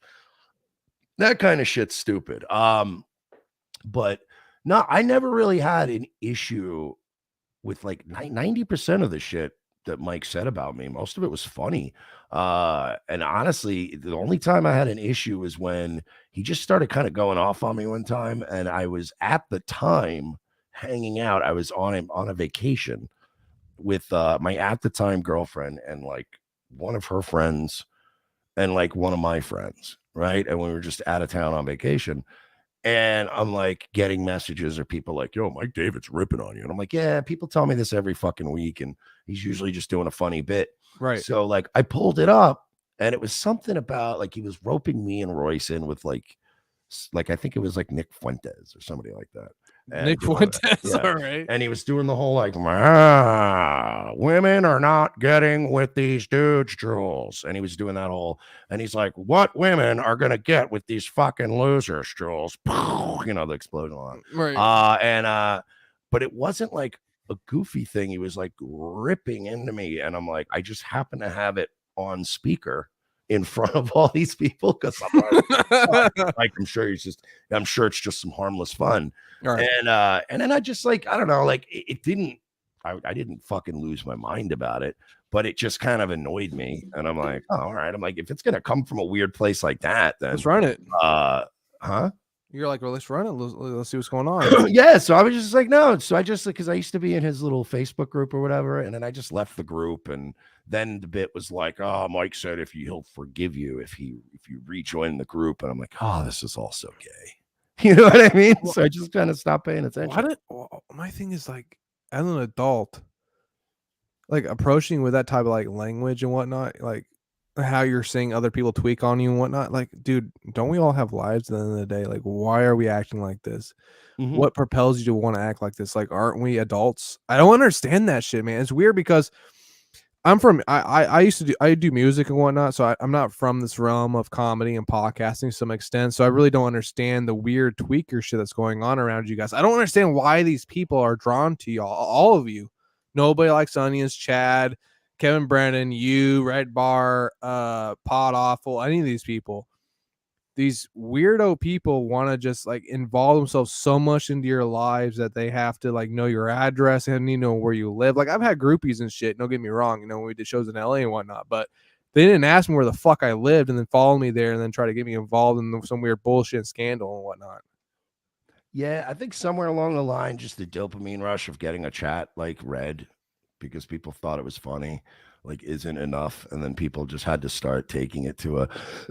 I think the biggest problem is when people stopped, and this was a big issue with like Kiwi Farms. There's a bunch of websites like that basically keep tabs on all these internet people. They know where they live, they know what kind of car they drive, they follow every waking moment of these people, and they document it on these threads. And it started off as like an innocently enough, like people not interfering or interacting with these people. It always started with them being like, all right, we're just documenting this because it's hilarious and we can laugh at it on this message board. And then somewhere along the line, every time these communities, they always eventually start attracting these weirdos that are like, it's not enough to observe the events in real time. Now we have to try to mold the events. We need to be a part of it. And that's where it starts to, and it becomes this weird kind of parasocial thing where they're like, I'm part of the thing. It's like, you're not. So that I think that's a big part of it too. And a lot of these people end up, mailing shit to people or just doing shit where you're like, doxing, like Josh from Kiwi Farms used members. to be very against that. He'd be like, stop fucking with these people. If it's somebody we're making fun of and they're known for having a meltdown once a month, just let them have their meltdown once a month. Right. We don't need to try to make the meltdown like that kind of shit. So I don't know, man. I think we're all just fucked as a society. We are fucked. I mean, I don't know, but Chow, continue with this. I gotta take a piss real quick, sir. Yeah, no, I was getting back, like you're not to get into your personal life, but what type of women are you looking for these days? As far as you said, you weren't hounding out there like you used to, but like high value women, certain ethnicities. What's your high type? value women? What are you watching? What have you been watching? Fresh and Fit? you know, both those guys are gay, right? Myron definitely is. But no, I'm not like, that's the thing. I'm a pretty fucked up guy. I'm not a good boyfriend, so I don't actively pursue things. Every once in a while, I hit it off with somebody, and I want to pursue something. But by and large, it's I think that some people probably shouldn't start families. Like I think that's the prime. I think that's literally plan A. Should be plan A for any young man. Should be to start a family and all that kind of shit. I don't think I'm cut out for that. So, I mean, I date and stuff, but I don't really like, even if I go on a couple of dates with the same chick and like a few times in a row, that chick will not know I even do a show until well into the fucking. I mean, you could at least get like a wife to like help you clean and cook and stuff like that. Don't you think? I suppose. Yeah. I suppose, but I mean, and look, if it happens, it happens. I'm not actively avoiding it. I'm not one of these dudes that's like, I'm not one of these black pill like MGTOW guys that's like, yeah, all us men need to just be gay on our own in the woods. Like some of those guys get really weird, like Owen Benjamin, loud, and you're like, you're a 20-year-old man. You should only be consumed by chicks right now. Like I hear, you know what? Before we go into it, you can say about like, it's like Owen Benjamin shit. Like I don't mean to fucking offend you if I do. I really don't. And if I do, let me know. I'm because not easily offended. Perfect. So all right. So like Owen Benjamin, right? He was part of Hollywood. He was doing his own thing, and then he kind of just dissociated himself into the woods with his family. Who knows what he's been doing with them? My thing is, I saw a little part, like you were kind of like around him, or you're involved with him to some aspect, and then he kind of turned on you. No, that's not it at all. If anything, this is kind of like ties back to what you were saying about like with Stuttering John, where I don't know if it was ROTC or maybe Carl. I think it was pretty much at the same time that we started covering Stuttering John. My only thing with the Owen Benjamin was that one was mine. I was the first one on the Owen Benjamin meltdown train. No shit. No, you're because right there, front lines. Because it started at it was, I think And I, by the way, people think I hate Owen. I love Owen. That made us. Like, that made our show. He's a good man. We ended up keep it flat. I ended up, like, to this day, like, that was the first year that I started really making money. Like, because I'm going through an audit right now, so I know what I made every year. But yeah, like 2019 was when we started goofing on Owen and started making a little bit of cash. And the Owen thing happened because since we weren't making money at the time, like, this is the same time as I was telling you when like, you know, because Royce would occasionally go on like a cruise at Christmas to just run away from the cold. And I, like, back then when I didn't have money, I wasn't going to see my family every year. And that was just one of those years I wasn't going to see my family because I was broke, whatever. So I was just doing Nightwave episodes around Christmas time. And that was when Owen, like, I could start seeing the cracks. Because at first I was just watching them because I'm like, oh, flat Earth. We didn't go to the moon. Okay, right on. This is like, fun. okay, This is fun. Get in. It's funny, yeah. And it's just manic, and it's drinking, and it's like his mood swings as it get drunker. It was great. When Owen drank, he was a blast. Okay. So one night I knew he had something was when it was Christmas Eve and Owen's doing a stream by the fire and he's alone. Oh, of course. Yeah. And the chat's like, hey, where's the family? Where's the family? What's up? Where's your wife? And he's like, they're gone. Huh? No, go ahead. Oh no. So so he's like, yeah, he's like, so basically me and my wife both decided it would be cool if I just hung out at back the house tonight because of, like, and he just basically was like coping over the fact that his family didn't want him there. His family didn't want him at Christmas dinner. Really? What the fuck? Because he couldn't stop screaming about, like, Jews and the moon landing. And I was just like, I'm in love with this man. Yeah. So I started covering him that Christmas week when, like, every streamer wasn't streaming. And I was like, this is fucking fantastic. And then, and then we started covering him. And yeah, I love Owen to this day. He helped make us. Okay. So you guys kind of, I'm sorry. I don't want to, like, feed into, because I really don't know. See, no, there's no beef. Actually, I have no beef with Owen, and Owen has publicly stated, I think on Chrissy's show, that he has no beef with me. See, that's what I'm talking about. These motherfuckers say, like, he said he, like, I hope your whore mom or something. I forgot what it was, some bullshit. And they're like, they put that in, like, some type of documentary or something. I was watched. Yeah, I was like, 4 years ago. Yeah. So what? Exactly. I've screamed about people to their dead whore mothers too. You know, yeah, There might be a couple weeks where they want to fucking smack me in my mouth, but it happens. Exactly. We're men here. We actually don't get butthurt about fucking comments. You know, I don't understand the fucking pussification of nowadays of men. Yeah. I think that's somewhat disturbing to some aspect because I'm sure you have a lot of fan base that, like you said, you interact with, but when you don't interact with them the way they want you to, they get butthurt and they start turning. Mm-hmm. And the turn, in my opinion, is one of the worst things you can experience as a I would say entity when you have fans watching you, because the turn is when a fan just starts trying to destroy you, trying to attack you, and tries to turn as many people as possible against you. And that's disgusting to watch, in my opinion, because I just don't understand. It's ineffective.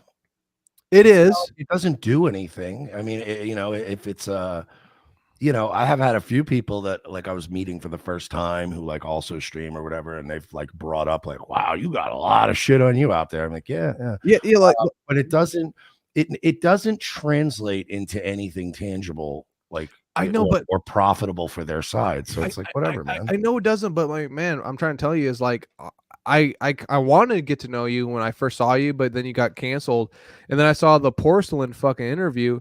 It made you seem like a gypsy to me. I was like, what the fuck? I definitely think that was a lot of effort.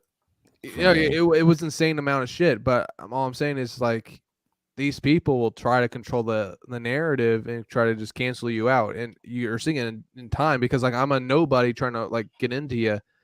And I just see this strong narrative, Mersh bad, everything else good. I mean, it just sucks to see that. But the thing is, and I think, and the problem is, and why there's a deep lack of logic in all of the wasted energy that's been put into, like, the Mersh takedowns, is that everything you're doing is based off the premise that I'm somebody.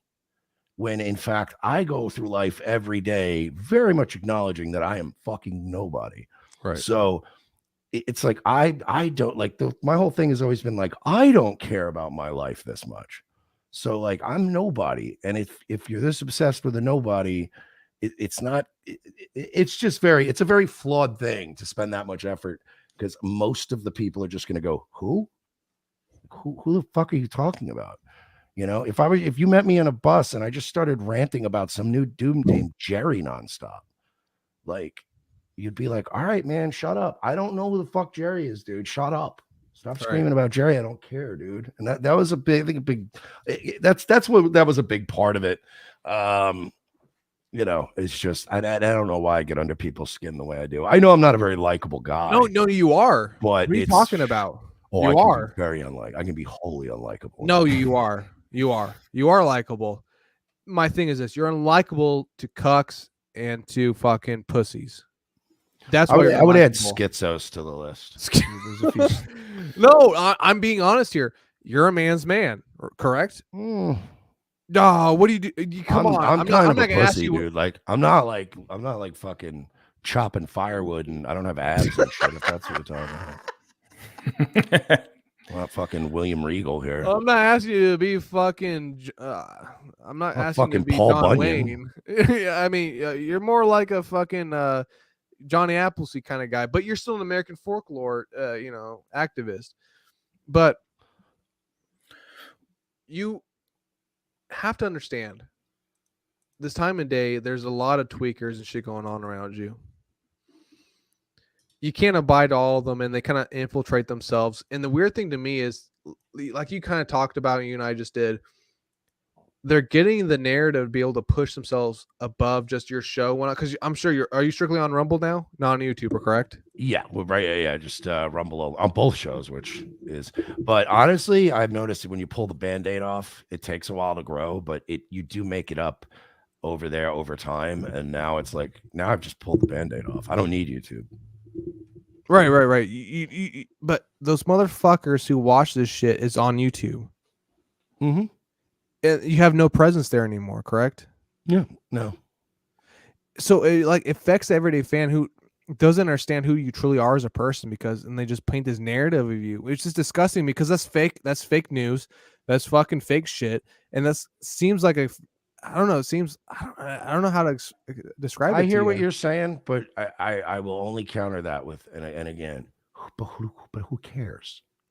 That, you know what I mean? Like, yeah, it's all just drama. Do I I can say this right now? If I tried to give back 10% of the energy that these people put my way, like negative energy, that would eat up 50% of my day. I wouldn't be able to get anything done.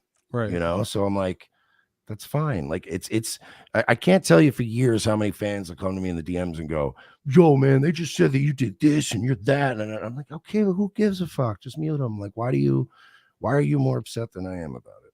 Who cares? I've been called everything but a child of God. But you know what?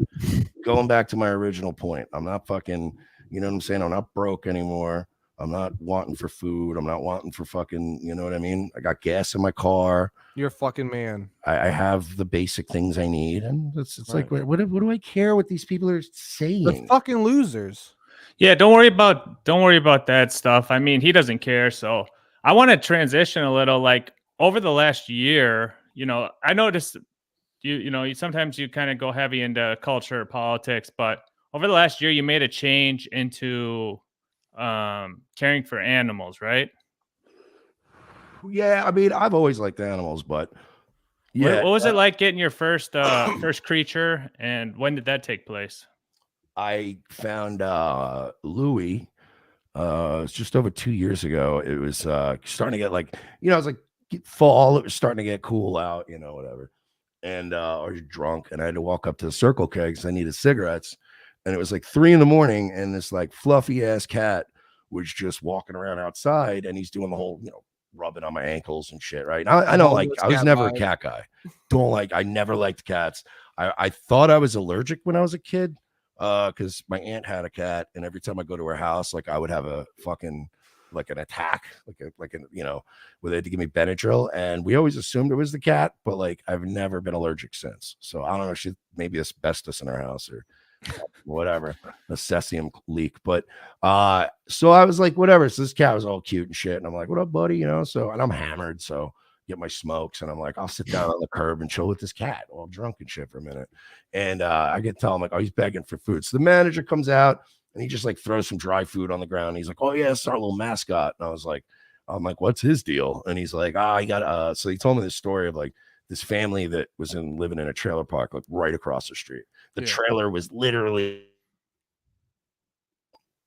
so the cat was like their indoor outdoor cat, which is a whole thing I'll get into. I hate that shit. So it was just a cat that they bought for $5 out of a box, and then they were like, we kind of have a cat, but we just feed it and let it collect parasites outside.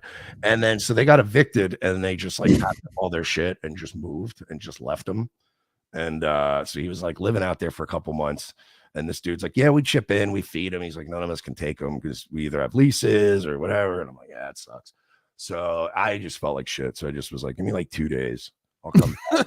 I was like, I'll go on Amazon. I'm like, I don't even know like what cat shit these fucking guys, I don't even know what they need.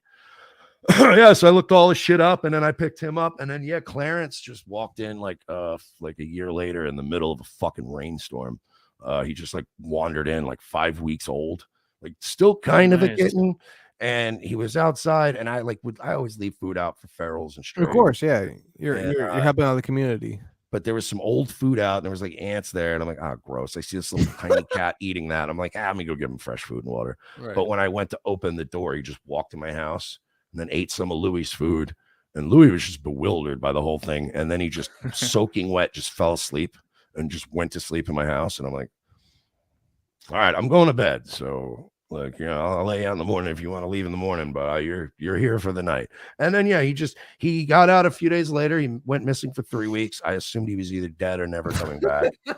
And then like 3 weeks later, he came back inside, and he's never tried to go outside the door again. So now I just try to do stuff for cats. That was the one that was cuddling with you, right?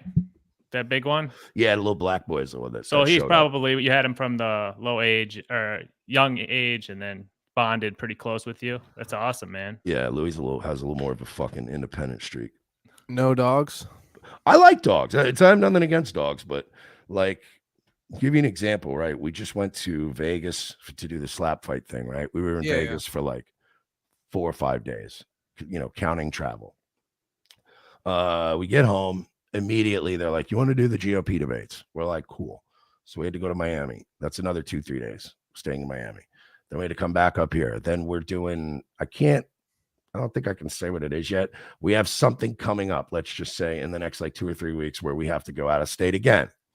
And then we have to come back. And then we have Christmas. I got to go up to North Carolina. Then I got to go to on my little gambling trip before I lose all my comps. I've been doing more and more with the show to where we have to go to places now. And dogs, it's really unfair if you have a dog and you're frequently not home. It's just it's not a good thing to do to a dog. Coming and going once. I understand if you have a fucking job, you got to leave for a few hours a day. But if you really are going on 5-day trips, like at least once a month, I wouldn't recommend you get a dog unless you have like a wife or a girlfriend that like you guys live together. It's your co-house. You know what I mean? Then it's your co-pet. But I'm not. If I'm, well, that's the thing too. You got to exercise them way more. Cats are more like independent. Dogs, they're just so much more work. Like when you travel, you either got to pay to board them or have someone come do all the stuff. And even then, it's like you don't want to even leave them home for a day because I have a crazy. They need to be around people. I have a crazy question for you, Mersh, real quick. So during the show, we like to kind of get lit with the boys because it is a night show.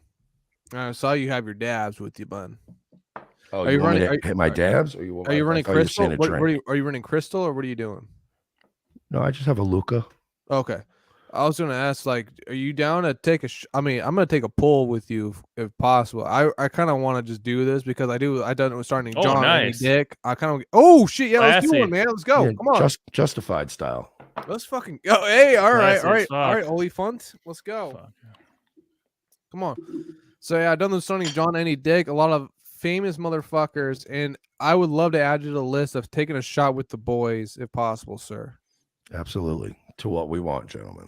No, hang on, wait. I'm so foreign. He has to do the toast. I'm sorry. I'm a little fucked up. Give me a second.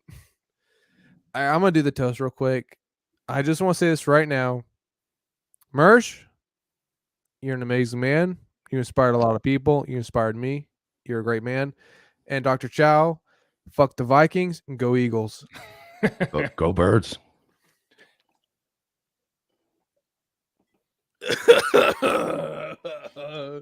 What were we all having? I had coffee, bro. Mir's got a couple bottles in front of him. He's been drinking. You just reminded me of that sketch where from MDE where Charles makes the municipal tap water and it's just pure poison. And then at the end he's like, mine's Monster. Everyone else is drinking this poison. Mine's Monster. I've had beer. Ooh, dude, I've had about this whole bottle almost already. Dude, it's a little early. What are you talking about? It's only 9:40, buddy. Come on.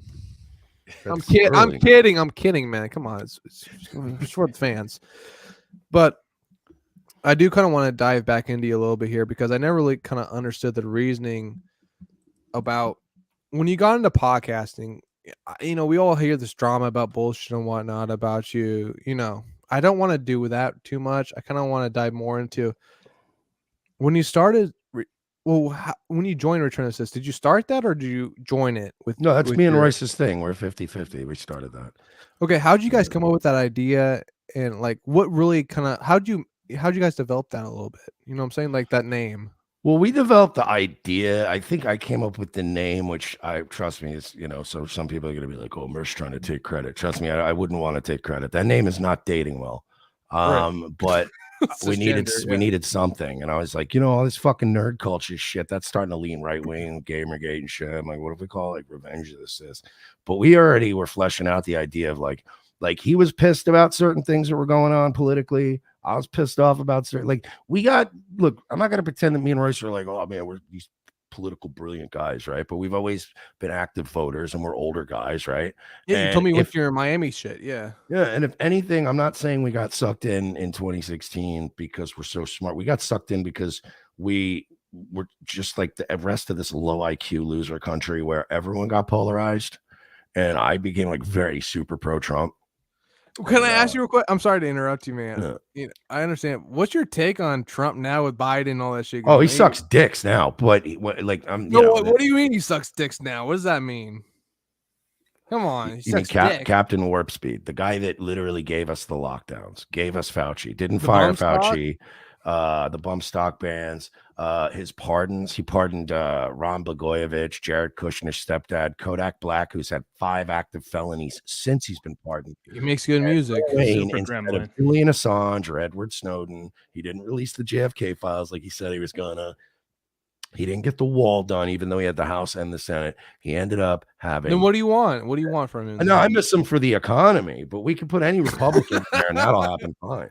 Oh, Robert Kennedy. I don't trust that guy. Isn't he running third party now?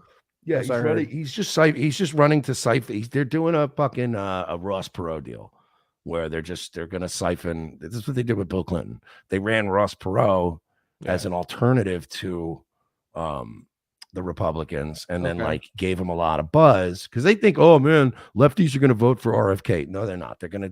No one will. I don't think anyone will. The right wing anti-vax retards are going to be like, I'm not vote for RFK. Because you're a fucking idiot. That's why. No, but you went to the fucking debates and you saw the Indian gentleman on stage, right, in Miami.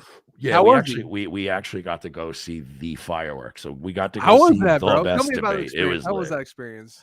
I was surprised we didn't get thrown out. So we went.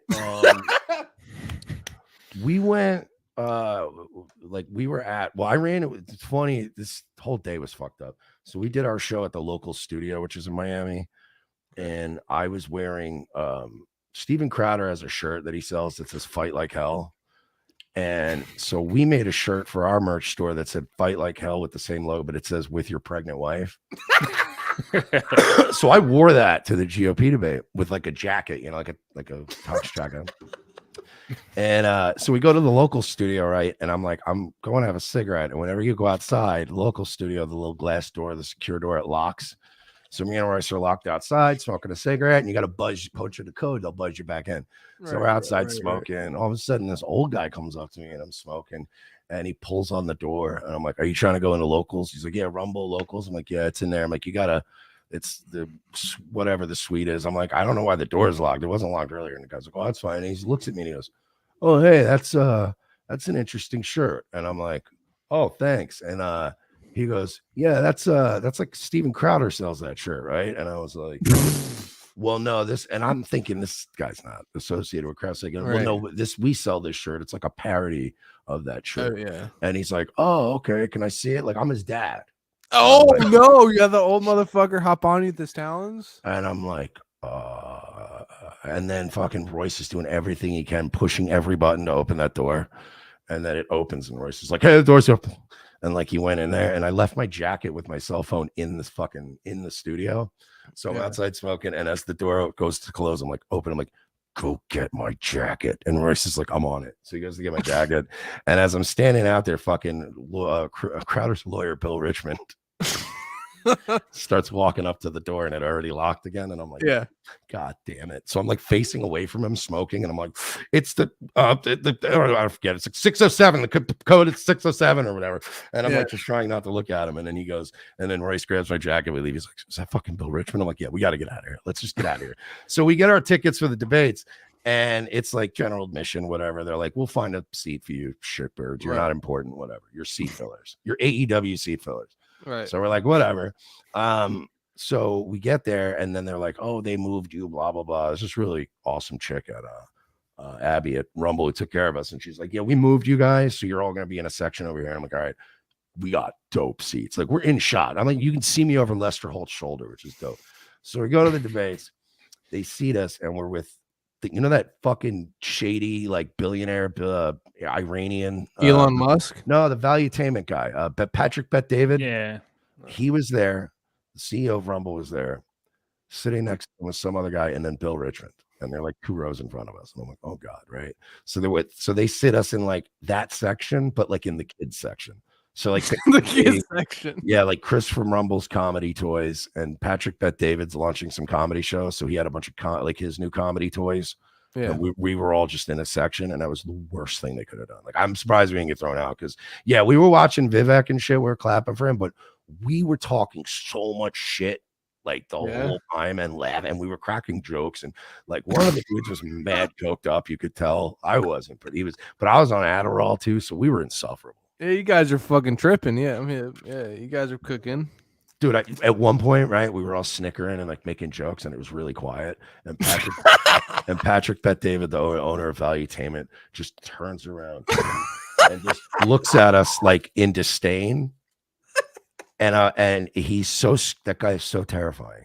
He's so scary. I was like, "Oh, hang on, Dad. I'm sorry." Yeah, and he's boys with Top G, so. Is he? I don't know. Yeah, he's had him on a bunch of times. So yeah, no. You're a big Tate guy. Fuck yeah, dude. You're out of that matrix. Yeah, of course. That's cool. But I want to expound on that of your plans for the next year, I guess. Basically, do you notice like cyclically since you started your show, like things kind of pick up in election years? And what type of stuff do you have on the docket as your goals or plans for the next year pertaining to? Well, we just renewed it for a year with Rumble. We just signed another year exclusivity deal with them. So my plan has been essentially to start phoning it in, really just kind of, now just wait and just let entropy sort of take over and let the show fall apart. Then we'll franchise it out to some young bucks. No, we're psyched. They gave us another year, so we want to take this very seriously, and we want to grow the show. Yeah, I do think the election. I don't know if the election. Yeah, I was about to ask you that, man. You kind of like I saw. Well, he did just ask me that. Oh yeah, he did. I'm fucked up. That's what he just did. No, anyway, what were you gonna say? No, it's a bit. You're kind of saying like it you think it's going to be a big year, 2020? Yeah, I don't know if it's going to be for us because, like, I think mean? honestly, I'm looking forward more for like post-election because the Republicans are going to lose. You saw like, Argentina, it's going to be though. Argentina's somewhat of a thing, though. They're going to make Biden step down. They're going to run Gavin Newsom, and there's no Republican that can beat Newsom, and they're going to humiliate us. And then we'll probably make more money after that because then the Republicans are the resistance. Do you make watch more outrage money? Do you watch international at any point? Like, see what's happening in Argentina right now?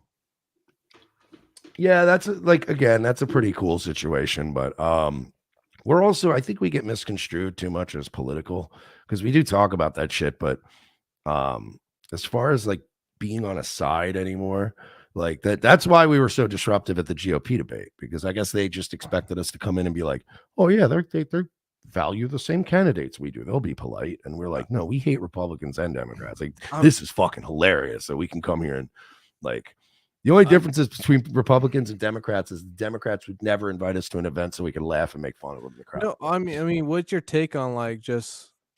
I would say the perfect. Oh, we're dead. Candidate. We're not voting our way out of this. Buy guns. Make sure you have ammunition. Try to have seeds. Make sure you have sutures and tourniquets and antibiotics. I mean, you can say you should get those things. That's a joke, though. That's a joke. Oh no! What do you mean no? You should have those things. Why? I mean, yeah, you have in your first aid kit, but I mean, what do you mean besides everything that? I listed? Yes. What do you mean, man? I'm trying to look at you right now. You're saying get tourniquets to get whatever. You obviously get that when you buy a first aid kit, right? Oh, and a solar charger, and you need life straw too. That's my thing. Yeah. Hang on. Sodium, potassium. I'm getting tired of this shit. Sodium, I'm getting tired of this shit. Sodium iodine tablets. Tablets? What are you, Hitler? I'm getting tired of this shit with people having to say like, oh, you need to get your fucking like living underground meal 3 weeks in advance, the monthly what do you call it, and like buy your gold here now. I didn't say any the world I know you didn't, but I'm adding you into that pile of. So that's not fair. What do you mean it's not fair? He's like, I know you didn't say that. I'm just throwing you into a pile with these other assholes. Like, oh, all right, totally fair, I guess. That's a fair thing. I mean, you rake a leaf, you can get a couple of dirt and some couple of corns in there. I mean, you can add it to the pile, don't you? Am I right? Am I right? Come on. Am I right? I just think you should have some basic things. That's all. Was that? I mean, yes. Like, you should have water. You should have food. You should have that stored. Obviously, you should have heating blankets. Honestly, I always tell people don't bother with too much food. That whole idea that you're going to build like some kind of shelter out of a container ship under your house and you're going to survive there, like, you're a fucking idiot. You're not going to build it right. You're not going to weld it perfectly. There's going to be a leak. You're going to die. Like, there's no, like, those plans don't work. You got to be ready to rip and run. You're not. You ever play Escape from Tarkov? Are you a gamer? Yes, of course. Okay. It's not going to be like it's not going to be like Fallout where you build a shelter and live underground. It's going to be more like Tarkov where you are like fucking dropping body armor because it's too heavy and Florida sun's hot, but it's okay because you're going to kill somebody later and take theirs. It's going to be that kind of shit. Like season 4 of Westworld type shit. Have you seen the original Westworld by any chance? No. You've never seen Yul Brenner? Yul Brenner. But I do know it's a classic. It's all right. It's one that the TV show's better in my opinion. No way. You're wrong. Yo, TV show doesn't get enough credit, dog. TV shows are garbage compared to the original film back in the 70s. I'm gonna let you know right now. You know what? I got a crazy question for you. I'm sure no one's ever asked you this before. What are some cowboy films that someone inspired you to be the human you are today? I'm sure cowboy films. I'm sure there's some cowboy films. I don't like Silverados, maybe some True Grit. What kind of got you going, buddy? I don't like westerns, but I will go with Tombstone. There you go. I like that one. Unforgiven is the other one. The Wild Bunch. You never were into Silverado? No fucking like what was it? What was it? What was that fucking one with Jesse James? What was that shit? See, with, I was into Billy Westworld more West? for the sci-fi element. And like No, the yeah, whole of course, yeah, argument the of, like, robots and shit. Yeah. But I as far as Western shit, Okay, what's some all sci-fi right, films that inspired Justified's you? probably the best. What's I some would sci-fi films that inspired you back in childhood? Predator, The Thing. Come on, Alien. Alien's a big one. The God, what Thing else, with man? Kurt Russell, John Carpenter. See, that's the thing too. Like, I was a big RoboCop guy. I was a big RoboCop sucked, dude. Shut the fuck up. It sucked. Die You in a like that fire. shit? Die in a fire. Light a fire. John Carpenter and The Thing was way harder. I'm gonna have my listeners dox. That's a very personal attack. Okay, go ahead. No, yeah, you don't like RoboCop, really? RoboCop 3 is terrible, but no, I watched RoboCop 1 and 2. I didn't like it. It didn't like it come to me as a human being. I felt like when was the last time you saw it? I was about 12 years old. Okay. Well, hang on before you interrupt me, sir. Let me continue my thing. Of course. I saw RoboCop as a 12-year-old and I didn't connect to it, but The Thing I connected to because I felt a horror of not knowing who I was or who was around me. And that's why The Thing is a better film, in my opinion. That's why John Carpenter controlled the sci-fi films in that time of day. Here's my thing. I didn't just take my dick out and piss all over The Thing. Like, The Thing maybe it is better. I wasn't making. You just changed the argument. I wasn't saying. How did I do that? Is or isn't a better movie. You said RoboCop, and I quote, sucked. It did suck. I didn't like it. And you saw it when you were 12. Yes. Maybe through the lens of everyday life today. Go watch it. We did it. That must mean it sucks. They redid it. No, because they redo things that originally didn't suck. They didn't redo The Thing. They did a prequel to it. They would never redo The Thing. They prequel to it. That's why RoboCop. I am asking as a favor to you. Okay, go ahead. All right, just a personal favor. Give RoboCop 1 and 2 another chance. You can skip 3. Trust me, I'll spare you that one because that's not even canon. But just 1 and 2. Go rewatch it now through the lens of 2023 and tell me if that movie sucks. That's all I'm asking. Perfect. I got a question for you though. What's your take on Total Recall? I like Total Recall. It's not one of my favorites, but it's like if it's on, I'm not. It's not one of your favorites? No, it's for Schwarzenegger or just like sci-fi. Really? There's nothing like crazy like what they did and they really brought it back. They had to redo it or whatnot. I hate everything, so you got to understand. Look, through the lens of me. I'm very world weary. Okay, I despise everything. So if I go, I like that one. You seem like a Blade Runner fan to me. Are you a Blade Runner fan? The original Blade Runner? Yes, of course. Yeah, of course. Okay, so you're a Blade Runner fan, Harrison Ford, all that shit back in the day, right? Yeah. What was your take on that film? And then when they put it towards I forget that fucking faggot's name. I forgot his name, but they kind of made into that. But Harrison Ford appeared in that. What was your take on like Blade Runner being like portrayed like 40 years in the future? Did you enjoy that at all? That film? I didn't like it, in my opinion. I don't know. It's like one of those ones I'd say I like it. I like that movie. I don't love it. It's not one that I would watch like insanely a million number of times, but again, I would put that in the same category as a Total Recall. If I'm like, yeah, if it's on, I'm like, fuck yeah. All right. If I catch it at the beginning, like back in the cable days, I'm like, okay, yeah, Blade Runner. Fuck yeah, bro. You know what I mean? Like, I'll watch that right now. That's just different. That's just different. You're wrong. That's just different. All right. I am right. You can like disagree, but like Total Recall is a reboot. That's just a reboot. It's not a fucking sequel. That's why Harrison Ford's in the fucking, what do you call it? Right? I didn't see the sequel or whatever. I don't see new things. Like, what do you mean? That's what we're talking about right now. No, I mean, I'll see new things. I will not see new old things. Like, I'm not going to watch your fucking gay trans interpretation of what fucking, you know what I mean? Like, of what this classic film should have been. Like, oh man, we're gonna redo Taxi Driver, but it's a black it's not Robert De Niro. Woman of color. You're not Charles Gordon. You're It's a BIPOC, and you're like, oh, cool. No, I don't want that. Make your own. Like, just make your own. Like, movie about a taxi driver that's a serial killer and a trans person. I got a question for you. Then. What was your take on Ghostbusters rebooting with the female all cast? Did you watch that shit? You're asking me, so like that's played out. Did this nigga just ask me how's chocolate ice cream? What do you think about? What do you think about pizza when you're drunk at 3 a.m? Are you 3 a.m. drunk? You're pro or anti pizza? Throw it at me. Yo, Mersh, I gotta ask you something that the chat keeps talking about. Are you're a big seafood guy? Like, are you into like fish or something? Because everyone's talking about this fish lunch. What's this all about? So this is another thing. Like I guess some of the shows I like to fucking whatever, like make goof on us. I take exception with this running gag because it's a running gag that me and Royce started making fun of ourselves. Okay, and then other people. I have no idea. Sort of. Is he all right? I'm all right. He's a little retarded, bro. Go. He's fine. Like but yeah.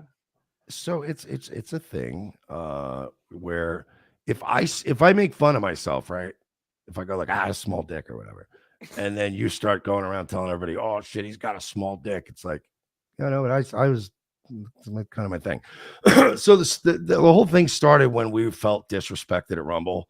And we didn't think they were going to renew with us anyway. And they just weren't being nice. And they kept like freezing us out of stuff and not like we were on the pay no mind list at Rumble for some reason. Like they were paying us good, but it was like, all right, but like, come on, man. Like, what are we doing here?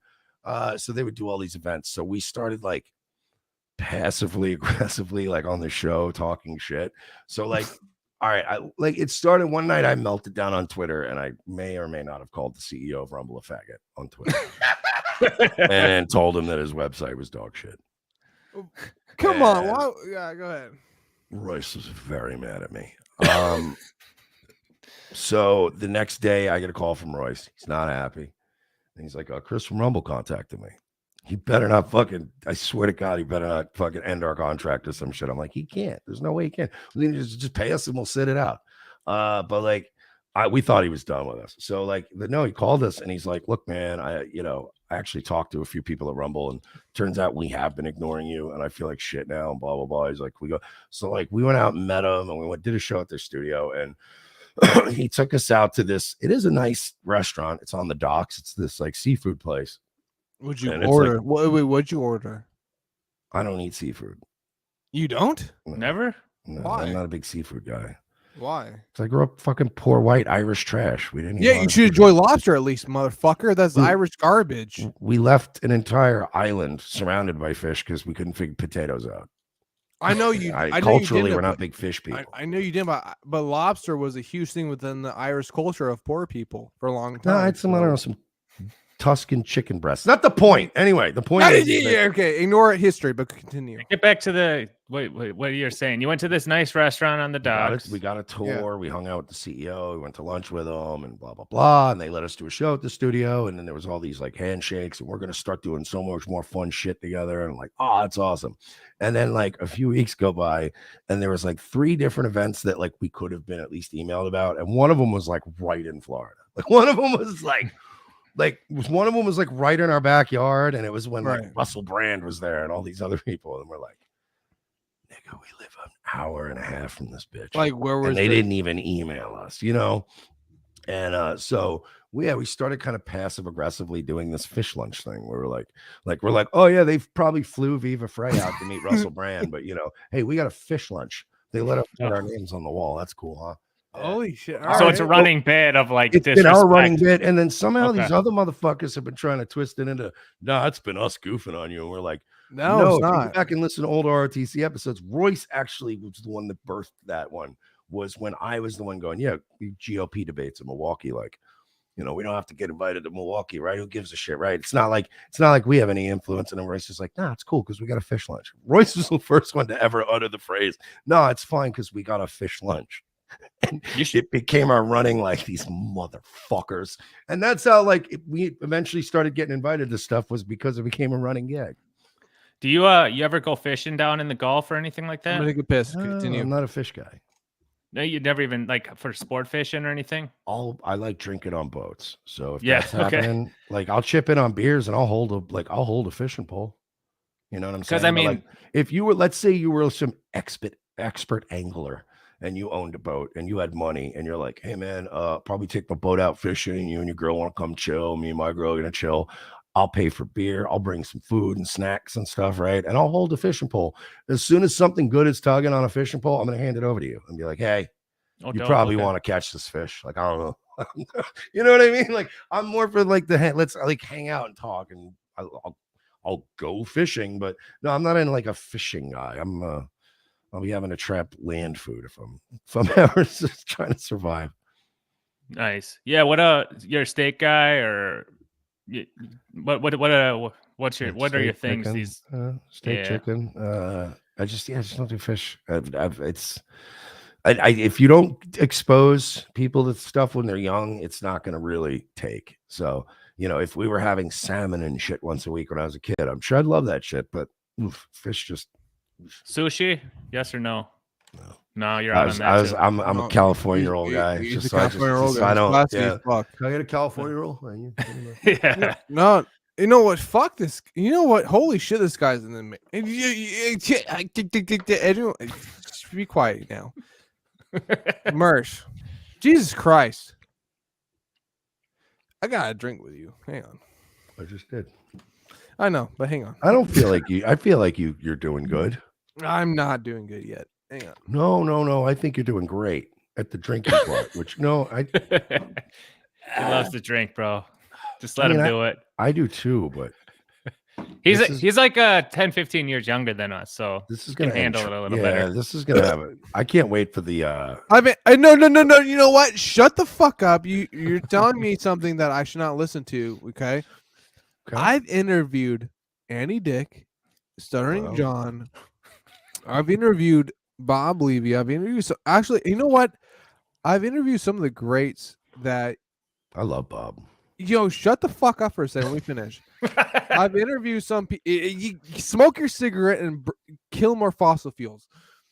I've done things. I don't think a fucking cigarette, man, a dinosaur. No.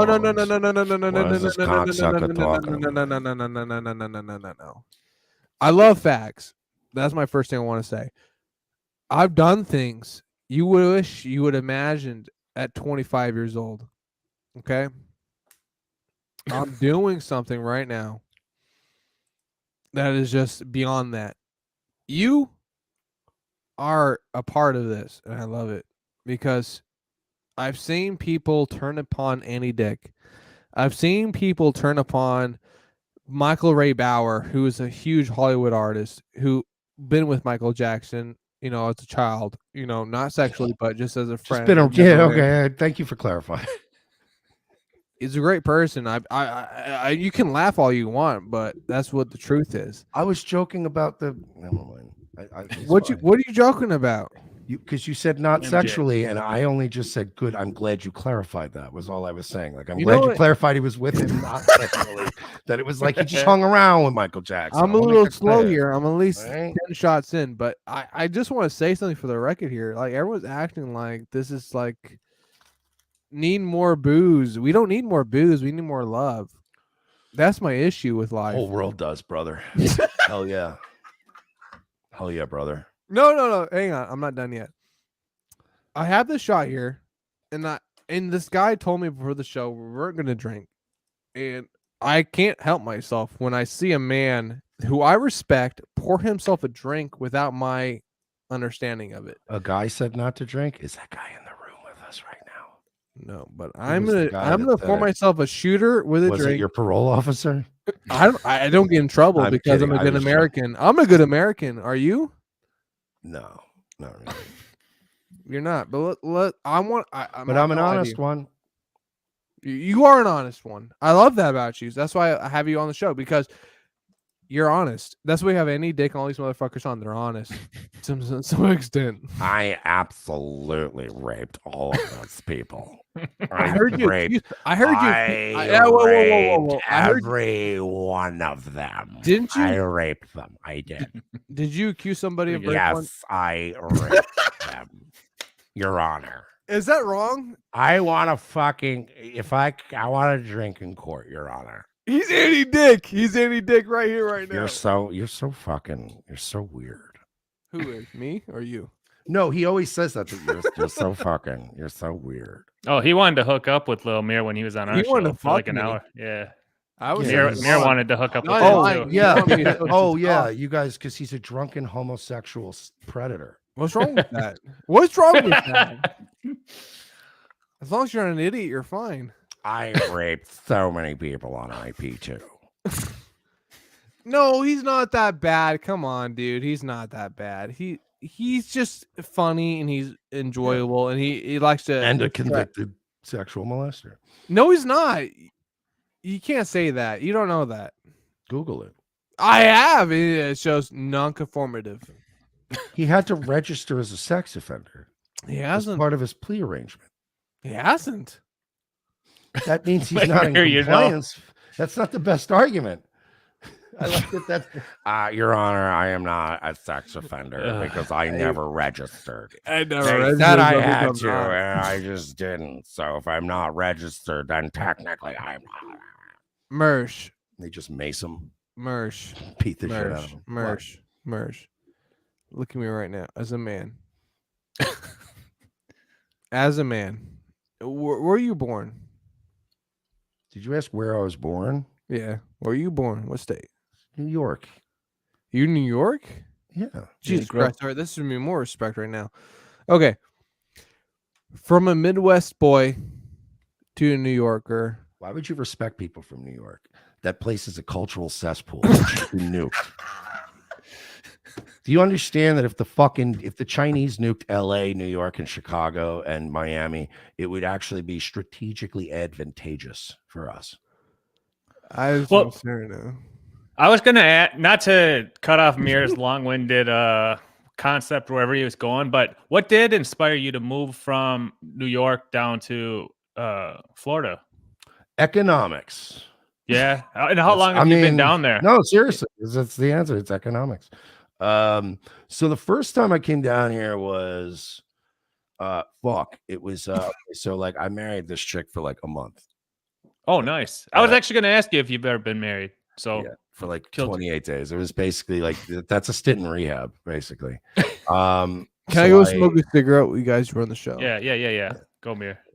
But I got married to this girl I went to high school with that I dated in high school, and then that flamed out very quickly and very, very dramatically. And then so when that ended, my life was ruined. I ruined my life a few times. And then people always think it's like drugs or alcohol. No, it was every time I could trace it. It's always back to like some chick, which is why I'm going back to your old thing. That's why I'm calm about dating and I don't look for like passionate love because I can trace the 3 major life ruination moments I've had in my life, and it's always some chick, and then drugs and alcohol and doing some crazy shit. But like without that element, I'm usually pretty chill. So, but no, so I fucked everything up, and then a buddy I started doing comedy with, like when we were doing those shitty bar gigs, we were just good friends. We were stayed in touch, and he's like, I got a nice spot. He's like, I got a bedroom. An extra bedroom. He's like, he lived like on the boardwalk on the beach in Carolina Beach, in North Carolina. So I was like, oh, it's dope. So I spent a summer just like selling weed and like hanging out and living with him and like trying to get over my ex and like just banging like a bunch of like beach tourists and stuff and like trying to get some mojo back. And then my other buddy was like, hey, I'm in Miami. Come check it out. Went down there. I liked it. And then I just, because I had strip club experience, I just started going to every strip club being like, you need a DJ? Like, I'll take shitty day shifts, whatever. And yeah, I got a job. And then the DJ there fucking blew out the sound system one night like an idiot. And he got fired and they gave me the full-time gig. And I just like, economics, like once I lived there and made some money, I was like, yo, this is fantastic. Like no state income tax and like, it's always warm. And then I left for a couple years, went back to New York. Tried that out for a bit, fizzled out, and then I just came back to Florida, started working in titty bars again, and then yeah, Florida's my place. What's your thing? Do you like real or fake tits? I like real tits. Yeah, I like smaller. Yeah, I'm a smaller titty guy. I'm an ass guy. I like a nice booty on a girl. Nice. Like if you got a nice, I like a nice booty on a chick. I mean, I don't want like no tits, but you know, just. What's the most romantic relationship you ever had with a female? The what? What's the most romantic personal relationship you ever had with a female? Honestly. Romantic? Like, what does that even mean? Well, he was married, so. Oh yeah. Oh yeah. Well, you missed out. Yeah, you missed out on that. I didn't miss out. Yeah. I told them. Yeah, there was a chick I went to. I dated in high school, and I married her for like a month. and then we like blew both of each other's lives up. Like we both co-destroyed each other's lives, and just went our separate ways. How did that? Really did that turn so fast? Trying to remember, how did we run into each other again? I do remember it might have been on just like Facebook, but it was like, or it was like some social media, like 2007, like Wild West social media, and I guess she saw a clip of me doing stand up. Like it might have been Facebook. And I might have shared it from my personal one, and then she just hit me up. She's like, "Oh, hey," and then I was like, "Yeah." I'm like, "I'm in New York right now." And I don't know. We hung out, and we went on like one date, and we fucked him. We actually, it's so funny. I actually, our first date, like we went out to dinner, and then we went out to like, we were just bar hopping in Huntington, and the first time I fucked her was actually in FH Riley's in the bathroom, and nice. Big A was there.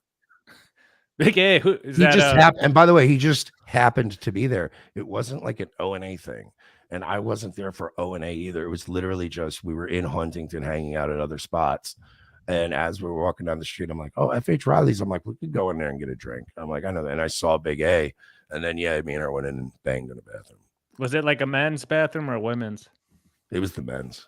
Nice. Yeah. Well, because honestly, my whole theory about that is because dudes aren't snitches. Yeah, you go in the women's room, you're gonna get somebody's gonna narc you out. But they just saw us go in there. And I'll guard you. I'll guard you to the end of time. That's what I'm saying. Dudes are more like walk in and go nice, and then they go take their piss. And what were you drinking that night? You remember that? JMO, probably. At that time, Jameson. Okay. I'll guard everything. Then you thought after you hit it that first time, you were like, dude, I got a wife or within or how long did you wait until you actually got married? Again, going back to like the 3 women that I can trace that have ruined my life, like spread out over the course of years, it's always like a really funny, like kind of sexy, just fucking complete sociopath. Right. Like if it's just, I'm just having into it a little bit. Yeah. Yeah. So she was just one of those. It was more of that and not as much like, oh, she was hot, but she wasn't like, it wasn't like life ruination hot. I don't fall for like hot. Like if you're like, as long as you're pretty, but you're like fucking, if you're funny, and that's the problem. If you meet a woman who's really funny, the part of society, they're almost always a sociopath. And that's the problem. That's what I'm talking about. Society, sociopath. Mm-hmm. So it's like and funny gets me. So if you're like funny and we're having fun, all that, I'm like, oh fuck. I got a question for you, Mersh. When was the first time you lost your virginity? 16. Tell me about that time. Why? Because I want to know. No, that's a little weird. How long do you guys grill people for? So we groom people usually around. No, we usually go a couple hours, 2 to 3 hours. I don't know, but yeah, I mean, you don't need to get into that specifically. I'm like, now we're getting if we're already down to like, tell me about your first sexual experience. I mean, I don't know. I feel like I'm in like a backroom casting couch video. No, but when we were talking about like you like that ass, and you know you're not a big meaty tit guy. So what ethnicities are? What's your power rankings for ethnicities for females? By the way, I was gonna say I was one of the few guys to try to talk Zia Anderson out of getting fake tits. Who's that? Oh yeah, she was with. By the way, hers look great. I actually feel like I was wrong on that one, but.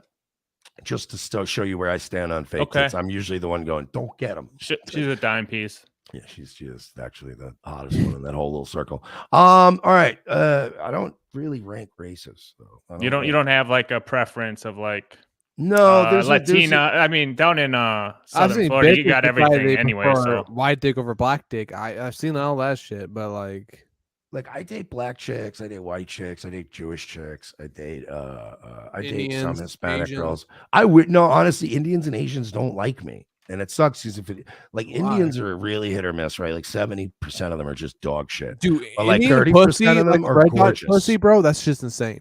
Yeah, I'm like not the gonna cap. 30% of Indian girls that are hot. Wow, they're hot. Fucking nut. And Chica chica, Asians, baby. Yeah. Asians, it depends. Like, because it's like Japanese girls are all right, Chinese girls, No. obviously, You no. go Korean Korean. girls Go are, South Koreans Korean. are, South Korean bitches go know how to dig it, bro. but yeah, they don't really like me. So like I've dated black chicks, mostly black and white chicks. Dude, black chicks are fucking dirty, bro. I love If that I was shit. gonna settle down, I'd probably settle down with a Latina. Why? That's the way to go. Yeah, that's the Mir, you did that. the mestizo is the I future, did. man. I am Latino. What do you want from me? Yeah, I know. Yeah. So what do you me? I did that. Of course I did that. It's within my religion. But It's yeah, like I the Latino women are the ones to, you're 'cause German. they hold it down, bro. Yeah, Aren't you it's German? they're good for family. You know, usually are family oriented. Latino good at women cooking, can cleaning. carry 3 generations of an entire of 2 branches of a family tree If they're on one hip. back. It's their They're hip. fucking insane. Like if you really want to marry somebody, Latina's the way to go.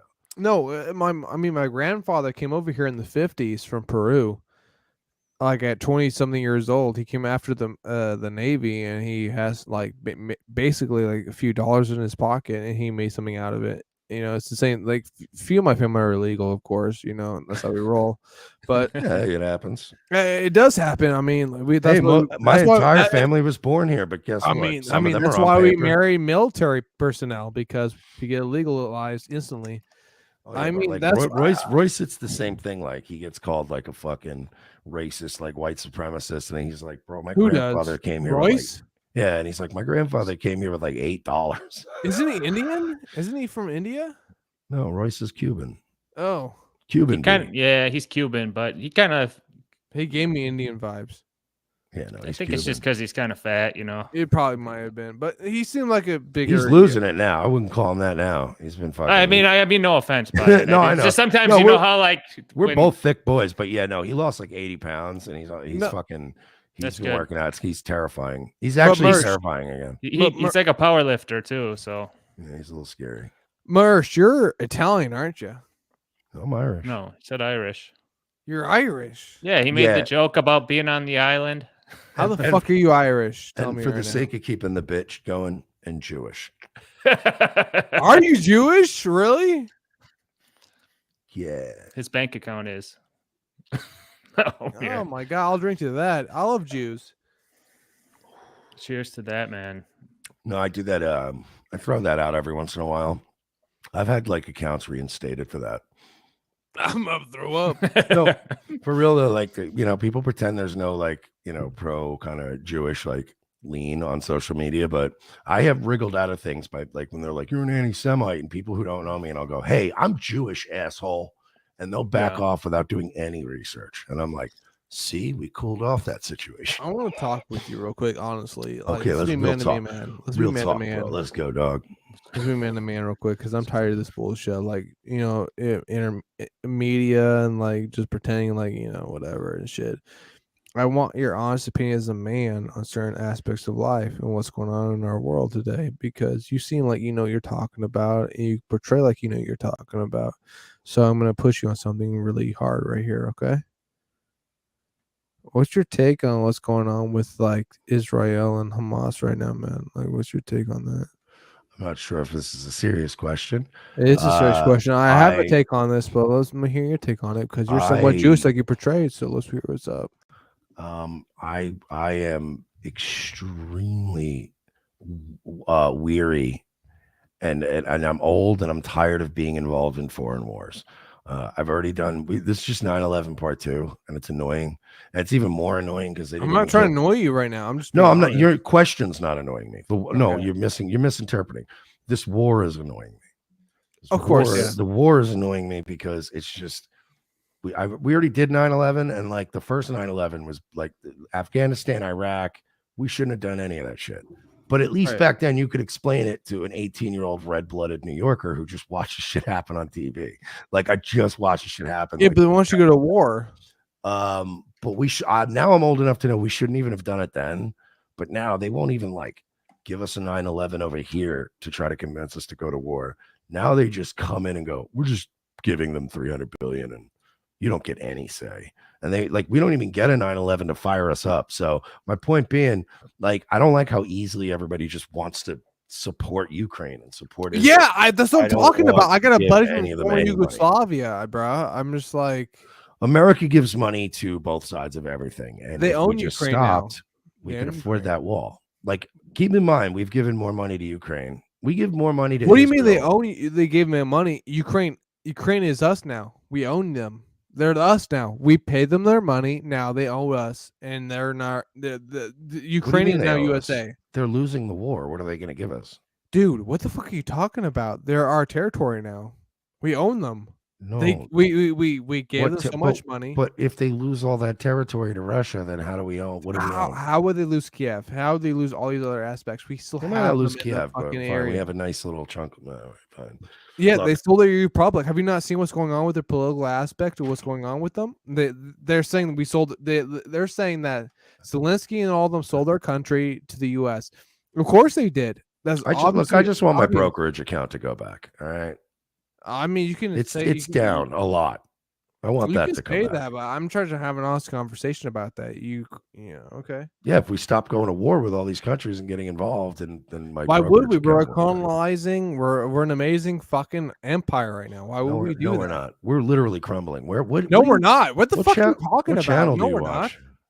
Have you seen what channels do I watch? I'm watching the channel that fucking conquers every fucking area. We just took over Ukraine. Ukraine owes us for the next fucking 30 fucking years. What the fuck are you talking about right now? Ukraine just sold their land to us. What are you talking about?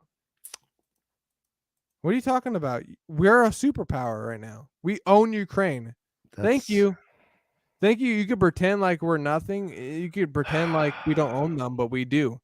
They will do whatever we say from now and here on out. They pay so much money. You know what? Those tax dollars, what should we give you, isn't free. We own you. Thank you. Right. We're doing really good. Are we? What do you want to say about us not being a superpower? Go ahead. What's up? How are we not a superpower right now? I mean, have you seen Philly, LA, Philly, LA? Who cares about that? New York, Chicago.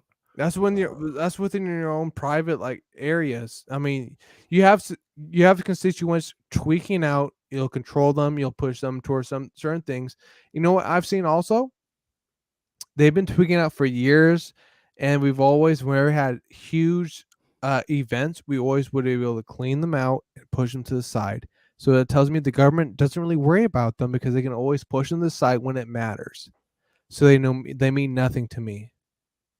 Then what? Checkmate, I guess. I mean, checkmate. Yeah, man, sure, okay. Yeah, we got it. We got it all under control. We do.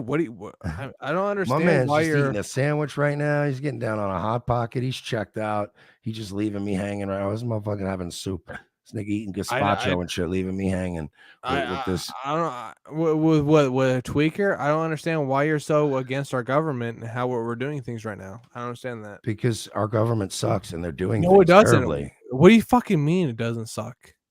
It does. It just controlled Ukraine. It just took over Ukraine. You should be happy. Okay, I guess I should be thrilled that we're giving. We colonize this country. We're colonizing countries right now. What are you against? I don't understand this. Like, aren't you fucking? You're a joke, Mir. I no. Hang on. I'm tired of these fucking people.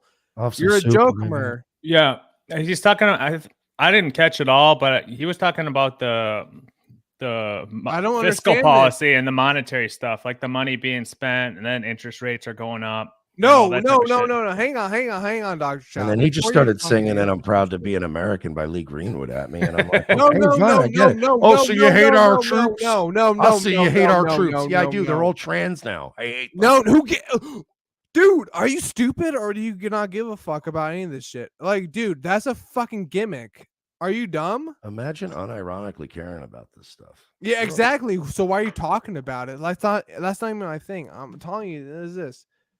Dude, we're taking over shit left and right. We just took over Ukraine. Yeah, we're killing it. They owe us billions. They're our country now from here on out. They owe us. They're us now. You sound like a Jets fan on sports radio when they're like, you're when insane. they're like You're 4-9, and they're like, Yeah. I'm telling you, the next 2 games, Aaron we're Rodgers getting coming a back, wild baby. card. Aaron Rodgers come back. No, That's they're what not. makes you retarded. No, they're not. They're What the going up fuck are you against the talking fucking. about right They're going now, up against dude? the Eagles next week. They're done. You're nuts. Just Wait, like- who's the Eagles? Who's the Eagles against the U.S.? Who? That's what it sounds like. It just sounds like that sports radio. No, you fans can are, laugh all 2 you more want. games if we win and Chicago loses Dude, twice. You're disgusting. And then if No. maybe You're I don't disgusting. know, No, who? maybe Travis Kelsey's plane goes down. I'm sorry. We got I'm a sorry, chance to Donald really Trump get didn't into this didn't wild win you card. the wins you wanted to win with your shit, but I'm beyond that. I'm talking about world scale shit here that you never talked about in your show before. So let's go into We it never talk about this stuff because you can't comprehend it. It makes me never talk disgusted. We never talk geopolitics on Revenge of the Sith. Why don't you? We just had Jimmy Dore on our show. Exactly. Thank you. Dude, I'm just saying there's more shit to be heard than just Donald Trump and these fucking losers in Miami that you're looking at. I agree with you. No, you don't. We You went there- kind of just shit we on went me there here to a we little went bit. there to goof on him. No, I didn't. You started getting very upset about What? about how our tax. I just said I don't like our tax money being spent, and you got very rock flag. What's and wrong evil at it. with our tax money being spent? You What's got- wrong with that? Because I'd rather it go to like I don't know roads Like or what? or even better back to us. Really would be awesome. Back to us. I'm sorry, motherfucker. That's not how society works. No, it does. No, it used to. doesn't. No, it doesn't. You have to. All of us have to pay into something to make some shit work, right? Correct. Florida has no state income tax. We had a $3.3 billion surplus last year. Look at Florida right now, right? We're doing pretty. Are solid. you? Look at Missouri right now. We're killing before you guys. I'm sorry. We're more leftists than you are. I'm not. Why are you getting upset? What's I'm happening? not getting upset, man. I'm just trying to talk to you. Like, you seem like you're kind of like. I thought we were goofing around and having fun. Like I thought this is how we do it on my show. I you know, my thing is this, man. I'm gonna let you know. And I talk with all my buddies because we all kind of get into it in one or not. What's happening? Nothing's happening, dude. I just disagree with some of your viewpoints, and instead of you being a man and kind of talking to me back with them, you kind of just disown me, kind of just like, I don't know, you're just gonna act like nothing matters. And that's my issue with things. When people tell you that what you're saying doesn't matter, that's an issue. Do you I believe- told you things matter. I told you to get seeds, and I told you to get tourniquets, and I told you to get a solar charger and some ammo and a rifle, and you thought I was crazy, and you dismissed my thoughts earlier. And I do think the stakes are high, and I do think things are serious. I just think when you're like, what do you think, Nikki Haley, or you think Gavin Newsom? When you get to that level, none of that shit matters. None of that matters. When did I get to that? All of those people want you dead. Do you every think? one of and them. of course, all these motherfuckers want you dead. My thing is, when you fucking have all these motherfuckers pushing the Ukraine or Israel, the IDF or the fuck they're called, the Jews fucking killing the Palestinians. My thing is, cannot there be some type of medium, conscience that we can all relate to, so we don't fucking just tweak out and be barbarians and just push towards certain things? Some people are predisposed to being barbarians, and it's none of our business. What do you mean? That's my take on it. Why is that? Because some people are just barbarians in very far away lands that have nothing to do with our general interests. You can't cultivate somebody towards something, though? No, it's not our business. It's not my business. I mean, that's beyond. That's Why beyond why do you want to play God with everybody? Why not? Because I mean, we control everyone in Okay. society. Don't we control everybody That within our doesn't mean society it constructs? doesn't. That's not a good thing, though, right? Why? That's You like have to going be- like, yeah, women get raped all the time. What's the big deal? You're like, yeah, no, we're trying to you're get being those too numbers simple. down, my man. You're being too simple. You're We're being, trying- you I'm can laugh. actually- You're being too simple. I'm trying to be funny. I'm sorry. That's all. I don't know what's going on here, man. No, you're good. I'm just trying to. I'm trying It's to. got ask very you. serious. I mean, don't you want to get serious? I'm trying to be honest with you here. It's Society. I think it's a lot of semantics, and there's different things you guys are discussing, but How's the soup? Here's what I know about money and hang on. He has something. What do you want to say? How's the soup? What kind of soup is it? Split pea soup. You know what? I'm more of a lentil soup guy. It's Nazi soup. But yeah, so money works on velocity. Like money doesn't have any intrinsic value, and interest rates dictate a lot of how the velocity of money and how you tighten things and the value of money. So them sending all this money over is one thing that he's talking about, and that is very emotional or structural to like, why is it going there instead of here? But there's an argument to be made. Well, that there's a velocity there. Of course, he knows, he has thoughts of like Hitler was his view, pocketed correct? and siphoned and all that different type of stuff. Hang on. Before you answer your diplomatic garbage, was Hitler a Jew, correct? I have no idea, man. All that shit's like way before I was born. Was Hitler a Jew? Can you agree with that? that? I didn't know the guy.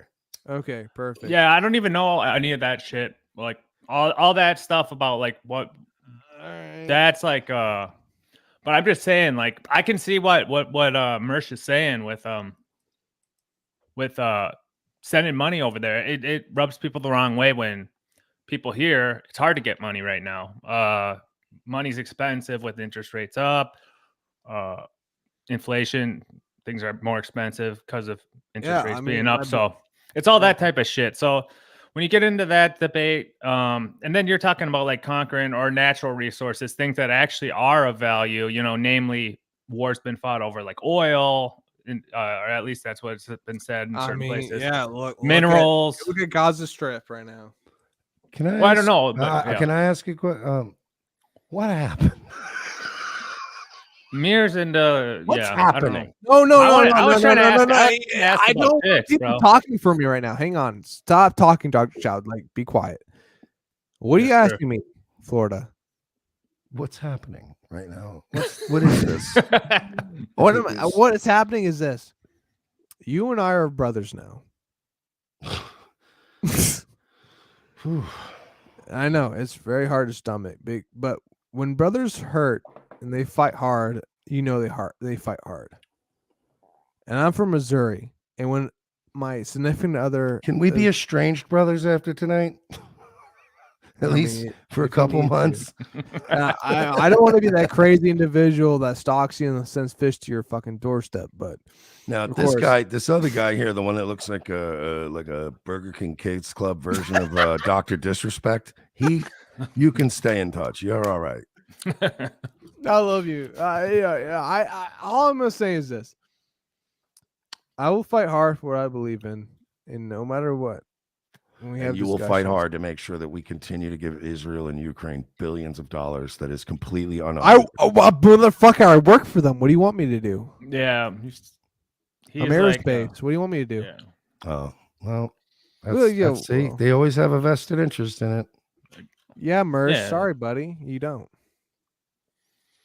Yeah, it makes sense. So yeah, I'm sorry. I don't make money off of fucking, Patriot missiles that kill people. So yeah, what's wrong with that? I mean, what's wrong with that? You can make money off of it, but at least be transparent. Like, I don't make money off that, so I can objectively look at something and go, I don't want my money being wasted. You talk shit about it though. I'm not even saying put aerospace out of business. All I'm saying is you can't. Maybe utilize these resources along our own borders and along our own fucking cities. What's that mean, our own borders? Come on. We have enough goddamn we have enough jihadi savages in our own fucking cities for the military to They're banner fodder. We're gonna use them when we need to use them. Come on. I'm more scared of Dequarius from South Chicago than I am of any fucking Russian soldier. What's that mean? Oh, a black kid with a gun. Sorry, I thought I was pretty clear. I thought I communicated pretty, no Michael Brown. I don't know, man. I'm sorry. I don't know. Maybe it's just like, I'm sorry. Excuse me. It's just different idea. I mean, you're from what, the East Coast, correct? You're from Florida. No, I'm from New York. New York, but yeah. Well, you understand? Like, I was like fucking neocon, pro Sean Hannity, like let's glass the Middle East after 9/11 guy. Like I was Mr. fucking, I was that guy. You're I've been where you are, and I've come back from there, and I'm not going back to being a bloodthirsty. I don't want to bomb kids to keep Raytheon's fucking stock price. You're up. saying, you know what? Sorry, especially not for people that have been calling me a Nazi for 6 years. You're not a Nazi. Look at you. Not you. I'm talking about the, you know what? Yeah, I know the tweakers. Yeah. Mersh owns Mir Nightwave Radio. Is that you talking that shit? No, I don't. Fake. It's Night Rave. I'm kidding, buddy. I don't know, man. I'm just saying, like, hear me out. I want your take on this, okay? I don't know if you do, but okay. No, I do. I do want your take on this. USA is a controlling, I would say, what's what I'm looking for? They're a nation like Rome that just controls other territories. Yeah, how did that work out for Rome when they started? I know, but within the hundreds of years, it did work out. It did work, right? We're only 300 years old, whatever it means. That's very young. We're doing a speed run. I know, but also with technology, AEW is only 3 years old. With technology, it continues faster, right? Correct. Technology continues faster. Yeah. So you're admitting we're speed running the Roman Empire. That wasn't a good. Like at the end, it wasn't great. Yes, but we had great times, correct? That's what any civilization. Look at the fucking Sumerians. Look at anything. So you're basically saying, it's okay. We had our fun, que sera. Let's nuke the world so I can build more rockets. No. I mean, like, okay, man, you suck. Dude. You suck. You're an idiot. You're a fucking idiot. You're a goon. You can say I suck all you want, but you don't understand. No. You don't have the fucking last chance to say something. Hang on. You don't understand that, like, natural geography and natural civilizations, you have a cultivation of years, correct? Look at Roman Empire. Look at Sumerian Empire. Look at the Aztecs. Look at anything. Look at, they have certain timestamps where they start to fall apart, correct? Are we at that timestamp? Video timestamp. Hey, can we get a timestamp on when the Byzantine Empire? When was the Great Schism? Can I get a timestamp on that? Can you not comprehend? Jamie, pull that up. When did yeah. Make fun of this shit. Make fun of this shit, Mersh. Go ahead. Go ahead. Be the asshole you are. What am I mushrooms talking back then? Sorry. No, you're good. What is your take on that, though? I mean, you can smoke your cigarette all you want, but there's something there that tells you something. The Egyptians, everybody, there's always been timestamps and why societies have fallen apart in time. In America, because technology is faster, it's just happening in real time. Mm-hmm. You're seeing pedophilia being acknowledged and being not endorsed, but being okay. Let's just keep it aside, type of thing, like they did in Roman Empire time. That was a scary voice. Please don't do that again. You know how it goes. All I'm saying is there's something. You sound like a guy who has told a kid at some point, "You don't tell anybody about this, or we'll both get in trouble." Like that's what that voice sounded like. Okay. I don't want you saying anything, but all I'm gonna say is Mersh. There's something going on here, and I'm scared. Yeah, there's something going on here. And it's more than just fucking tequila. I'm drinking fucking rum, you bitch. Whatever, you fucking fag. But all I'm saying is this. There's something going on here with children and pedophilia. Yeah, your house specifically. Now I'm concerned. No, for real though. Can you be honest here with me? I've been more than honest, I think. No. You see, like Dan Schneider from Nickelodeon with pedophilia. You witnessed that, correct? You saw it. Like firsthand? No, I wasn't there. That would be very terrible. You did news on it though, correct? Yeah. Yeah, you watched Nickelodeon and these fucking faggots doing this weird shit to the kids. Well, no, it wasn't even faggot shit. Shockingly enough, Dan Schneider was one of those really ultra rare heterosexual pedophiles, which is... What does that mean? I was shocked too. I was like, really? Never dudes, huh? That's statistically, that just feels almost improbable. It's a joke about how gays are more likely to be pedophiles. I'm sorry. Anyway, you go. Where's your point? No, thank you, sir. So you see these fucking weirdos like slowly portraying that they want children. And you're just like, you know what? Maybe this is not what I thought it would be. Mm-hmm. And then you see that. Hang on. Before I go into this, Woo, buddy. I don't want to be offensive here because I want to make sure that you and I are on the same page here. Mm-hmm. I'm just gonna run into it, okay? And if you want to correct me, correct me. You see that James Gunn guy, where the fuck his name is for Disney, doing that crazy shit, saying like, fuck a kid or whatever. Well, the weird shit he was saying on Twitter. I don't even know what it was. Yeah, they were like 12-year-old tweets when everybody was making like fucking baby jokes and stuff. Yeah, like, well, what really is that edgy shit? time. That's weird shit. That's weird shit, ain't it? It was like, how old are you? I'm 25. So you don't like, you 26. just weren't around. Like there was an era where we just were like try hard as a country, and everything was edgy, try hard shit. Like even O&A and stuff. Go back, listen to some of their old shit. Like before, like even XM, when they were really cringy, try hard. Right. What would they do? The fucking voyeur boss and the fucking, we were just talking about that on RTC today. It's so funny this is coming up again, but like the voyeur boss and like the lesbian couch and the like fucking like you know, I mean, there's a lot of weird shit that like everybody was edgy and like, yeah, fucking babies, dead baby jokes, fucking 9/11 jokes, bro. There was just a little era of that. So with the James Gunn shit, like when you're digging shit up that's like a really long time ago, and you're like, all right, this is kind of silly. Like we're really looking for something. Like Dan Schneider was like, holy shit, something's going on here. No, Dan Schneider. But like James Gunn, it was like you just finding tweets where it's like, you know, like James Gunn is a faggot. He hangs out with a lot of faggots and probably makes faggoty jokes. Like it's not like with Pizzagate where he had like, you know, he's posting pictures of like kids duct taped to fucking, you know, ping pong tables, and you're like, what the fuck is this? Like, you know, James Gunn was like, oh, I want to, you know, like it's like him in a priest collar, and he's like, yeah, it's for Halloween. Hope I don't fuck any little boys. And you're like, well, you know, Catholic priest did fuck a lot of little boys. Like, I don't really see the. What's wrong with? Go ahead, Dr. Chow. Go ahead. I'm not into any of this geopolitical stuff, and I don't know what you guys are even talking about. Because I mean, it's ideologies, it's ideologue battle. No, so why are I'm not.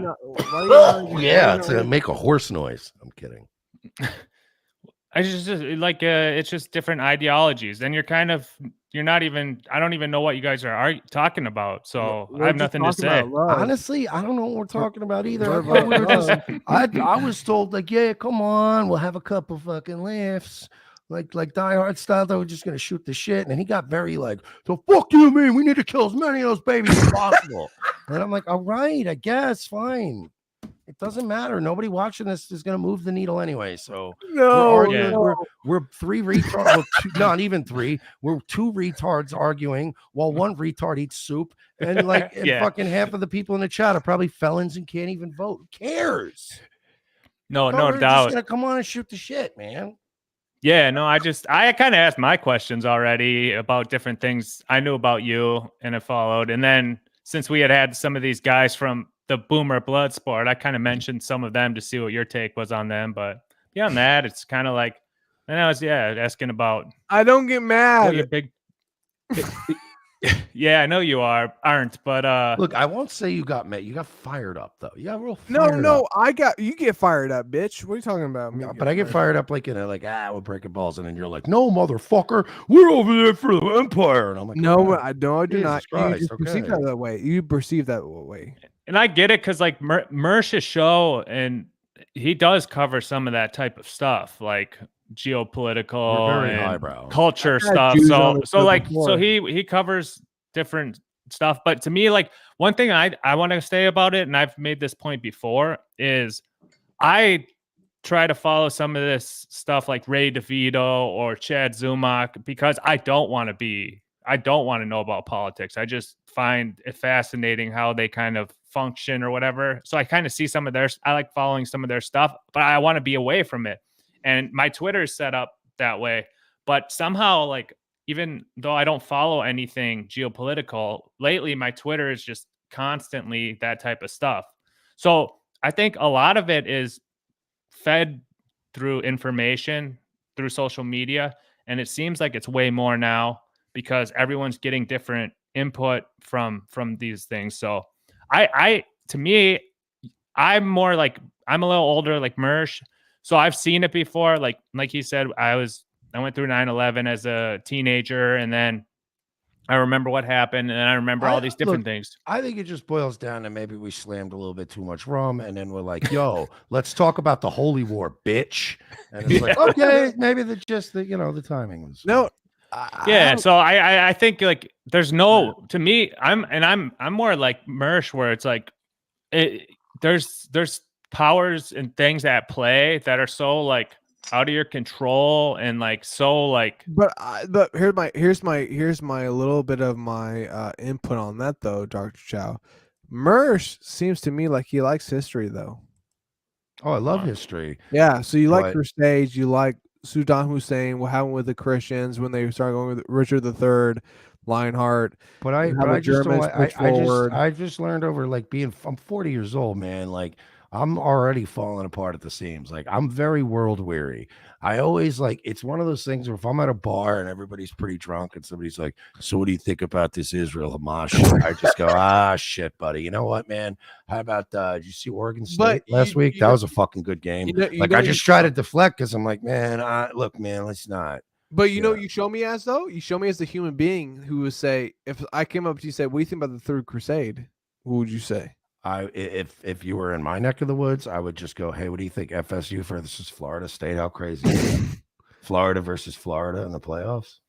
I would deflect. No, but it's your show, so I couldn't deflect. If this were a bar, I would have absolutely deflect. I'm not controlling you. Veered out of that conversation if it wasn't my show, but I was like, I'll answer your question. But then you got really fired up, and I get it because you buy missiles that you build missiles that kill. I do build missiles. I help the Ukrainian war effort, and that's awesome, dude. I want to kill fucking Russians as much as I can.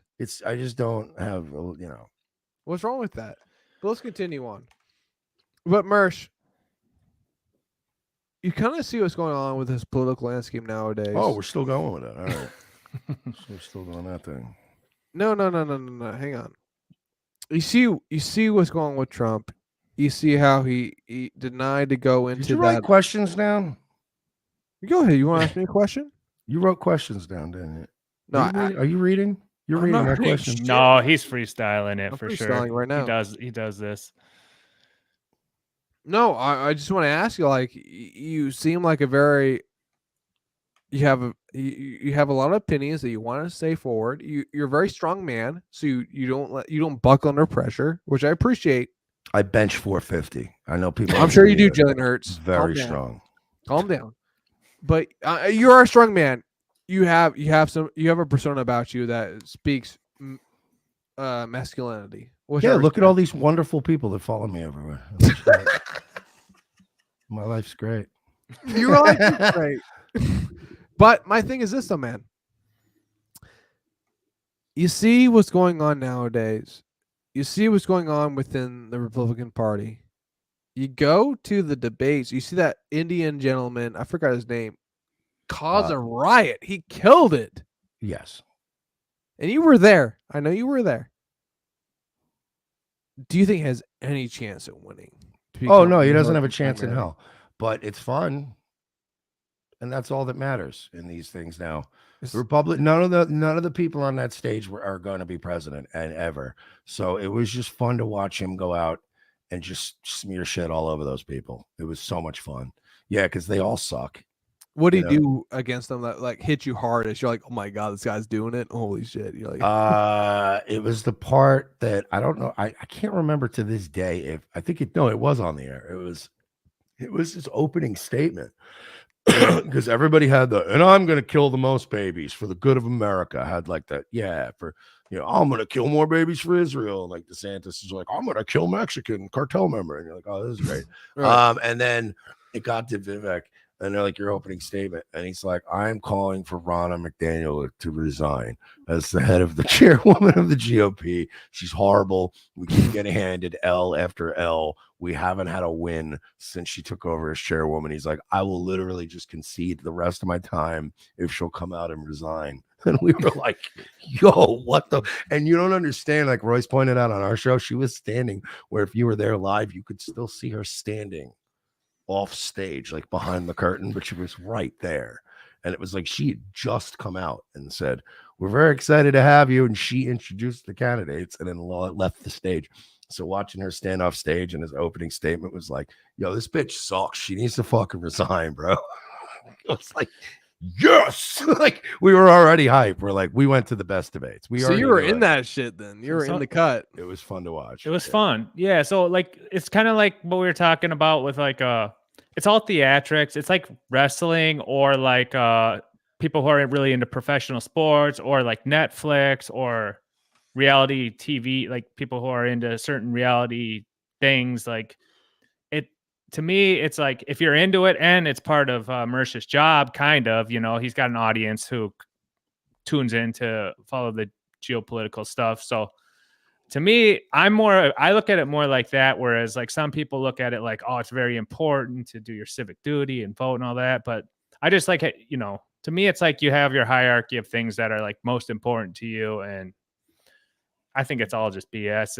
I think you should vote locally and shit. You can make a difference locally and at least swing some little small things that might affect your fucking local property taxes and like, you know, how many of your kids get diddled in public school.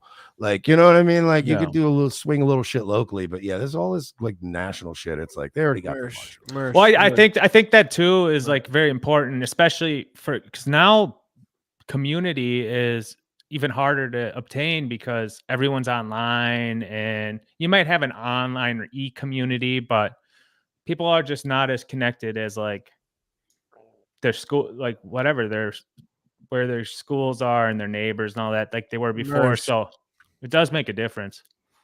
Mersh. Okay. I'm here. Okay. So you're not against the Hamas attack, correct? What do you mean? Of course I'm against the Hamas attack. I'm not pro Hamas. Look, we're not doing this again. We got anything else? You gotta do because I've been no. Well, my question is this though. it's been 2 hours and 40 minutes. You can end it if you want. No. I'm saying I got like another maybe 10 in me, but I got. I mean, I don't know. Is anyone do it? I feel like I had another question or two. Has anyone in the chat got any real good questions for Mersh? I'm sure they're going to be some awesome, amazing, good faith. There's going to be some really good faith questions in the chat. I'm going to love this. I asked you about the fish lunch thing, and that was actually they were like really, really pushing it, and it ended up being kind of innocuous, nothing. Well, and somebody tries to adopt something that's yours as a burn on you. It's the dumbest thing ever. You're like, yeah, we were making fun of ourselves and what losers we are at Rumble. Like that's yeah. There's one guy mainly who keeps talking about it, but someone made fun of you, and did you call the cops on him? What's that all about? No, somebody sent the cops after me, and I went, oh yeah, there's probably 3 people this likely is. And sent them back on them. Yeah, that's the real story. So, all right. So Owen Benjamin, when we were like going back and forth and I was making fun of him and he started like yelling about me a lot. Somebody called CPS on him and his kids. Right. Oh, okay. Oh, yeah, I remember that shit. Yeah. And this is like, I didn't have a lot of followers back then. So it was a lot easier to narrow down like who the bad actors were. So, at the time, I had already had screenshots sent to me of like people doing gay ops in Discord, talking about like shit they're gonna do to me. So I had a list of like 3 people or so that I knew it could have been. And I didn't give a fuck. They were fucking with Owen, whatever. The problem was that I got contacted by the police, and I was like, "Can I help you?" Whatever. And they're like, "Yeah, we got like an anonymous tip." And somebody said they had a recording of you planning calling the CPS on, Owen Benjamin. And I'm like, oh, okay. It's gay. So whoever's doing this is doing some double gay shit. So she's like, yeah, well, look. And even the cop said, she's like, oh, so I bluffed. And I was like, what if I said I had a recording of you doing that? I was like, I would love to hear a recording of me saying that. Look, I don't go in. I think I even told the cop, I'm like, I don't go in Discord. Discord's for fags. Like, I use it for legitimate gaming or talking to one or two people I'm friends with. I don't use Discord for what these weird streamers use it for. Right. So she finally was like, yeah, I don't have a recording. I'm like, yeah, I didn't think so. So she's like, whatever. She's like, do you have like a common like person? I'm like, oh, there's plenty of people that hate both me and Ohm. It's like short list. So I told her, yeah, I straight up, like, if you're gonna call the cops on me and I have a feeling it's one of like 4 people that fuck with me anyway, then I'll go, yeah, it's probably one of these 4 people. Call them.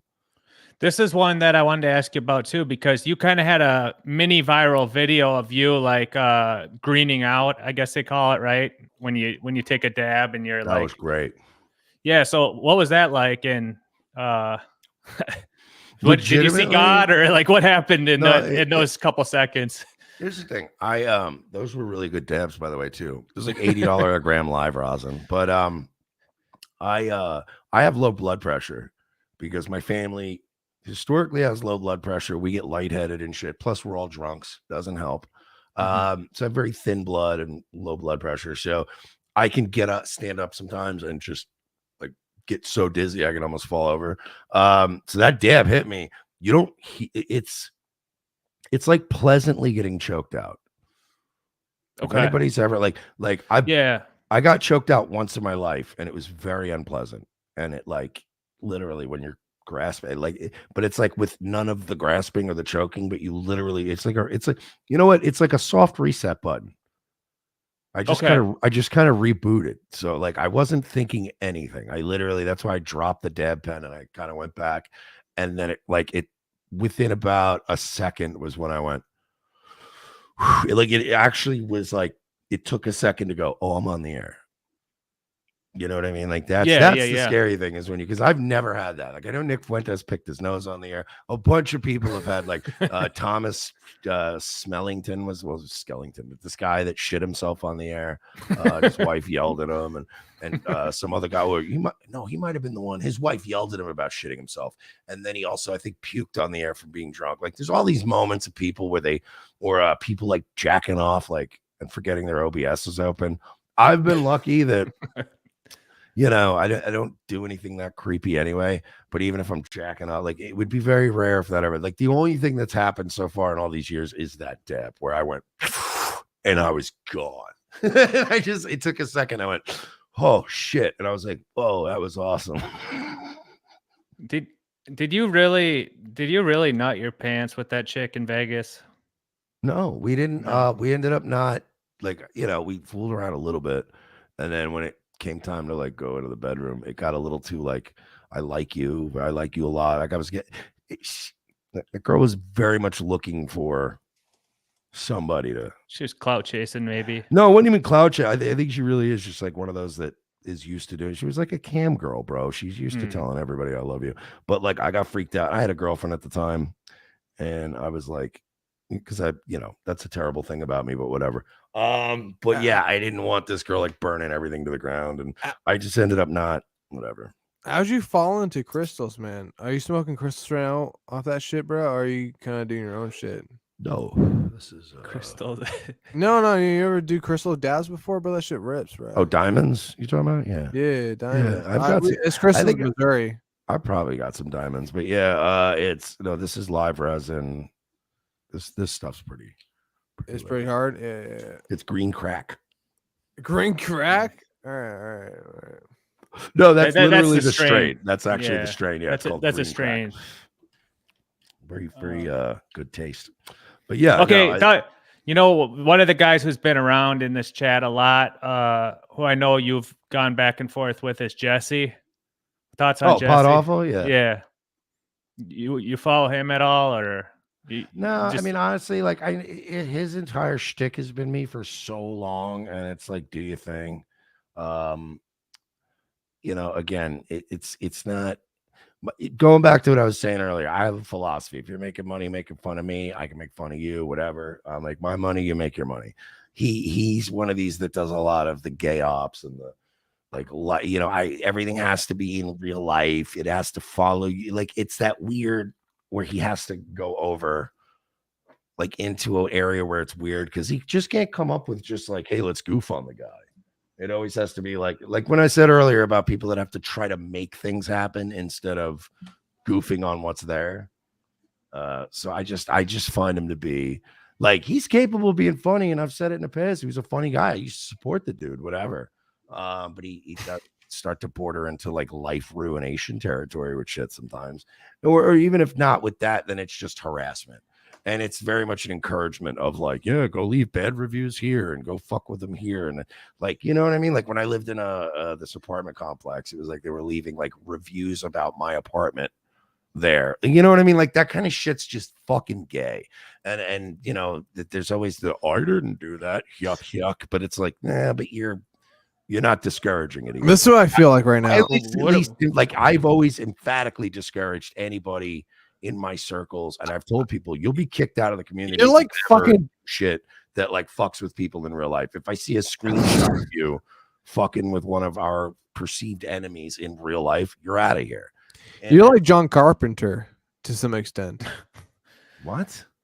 You don't know who the fuck that is, but I do know who John Carpenter is. Oh, I'm failing to see how you're John Carpenter. Look at you. You're John Carpenter to me. Do you think Mersh, do you think you and do you think you and Jesse could ever be like buddies? Because I think you guys had met in real life, right? Yeah, but no, because No. it's there's when you get to my age, I've cut out people I've liked for less. Let's just put it that way. I should say I've cut out people I've liked more for less.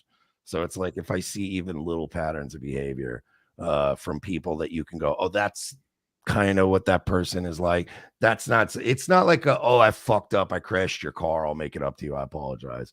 It's you know, there's like the people thing that have red flags and you go, yeah, it would never, you know what I mean? Like, and besides, there would be no, and the alternative to that is, would you be I would never be pals with the guy. And the other alternative is, would you make peace with him? I've never done anything to the guy other than goof on his constant attempts to like Professor Chaos my life that have all backfired.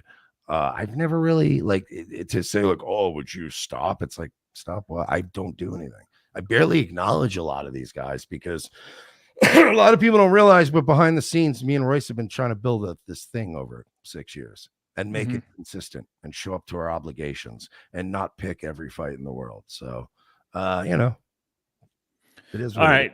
Here's another, maybe, I don't know if Mir's got any questions, but I got some questions, but continue.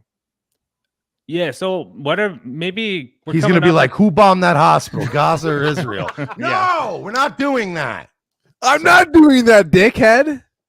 All right, why don't you calm down there and rumble around with your wine? I was having a joke. I hope it wasn't. What was the question? Joke. Don't trigger me more, all right, old man. Well, I was gonna say, do you have like going into the new year? You got any like personal goals? Maybe like things you've been trying to work towards.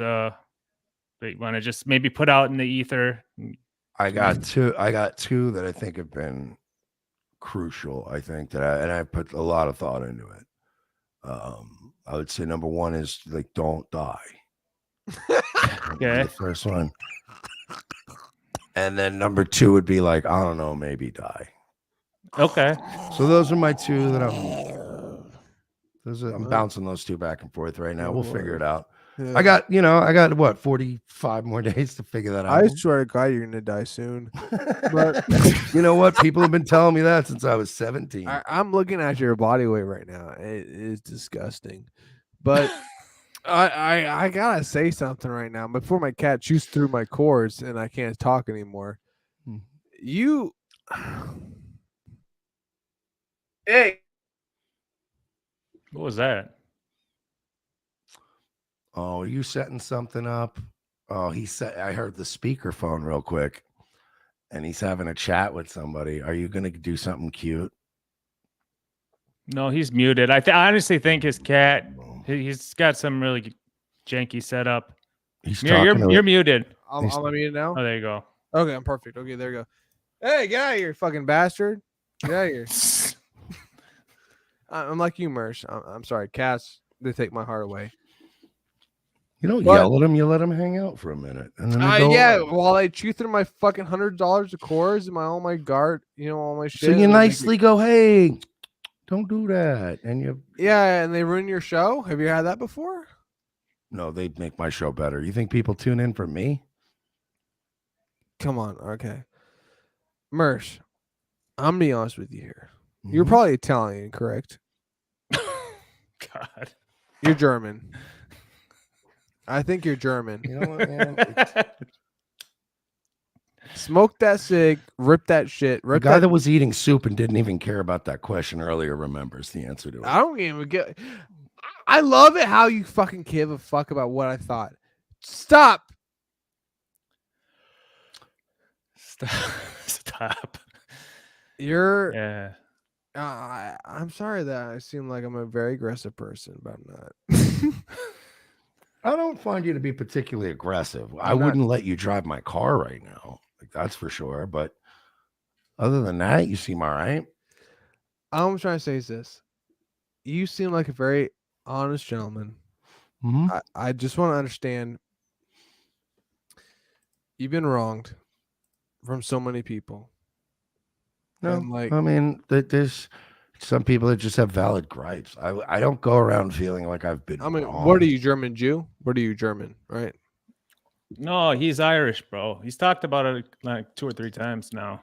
Are you sure you're Irish? I love this. You know what's funny, Irish? man? I didn't know how this was going to go tonight, but this has been fun. Yeah, it's always wild like that, bro. This has been really fun.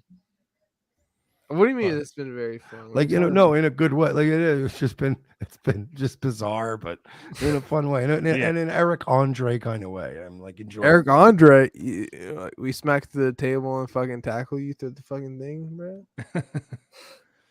Oh yeah, what are you driving nowadays? BMW. They're gonna do the I just saw someone saw that. No, I have the BMW actually. They're gonna fucking kill me. I hope you sold that shit, that garbage. I have to pay them to fix it. No, it's I have like I paid a bunch of money to get it fixed, and I just let it sit there, and I owe them like $500. I just have to pay that, and then I'm just gonna sell it. But it's been just Dude, sitting get in the rid shop. of it. Why would you do that? I don't. Hello, it's been. You're missing my point. It's been sitting in a shop for a year. I haven't been not driving. So no, I have the BMW. I just have to pay off $500 and then sell it off to somebody who's like Puerto Rican and is like, bro, it's like a BMW, bro. Yeah. And then, why'd you buy that shit, nigga?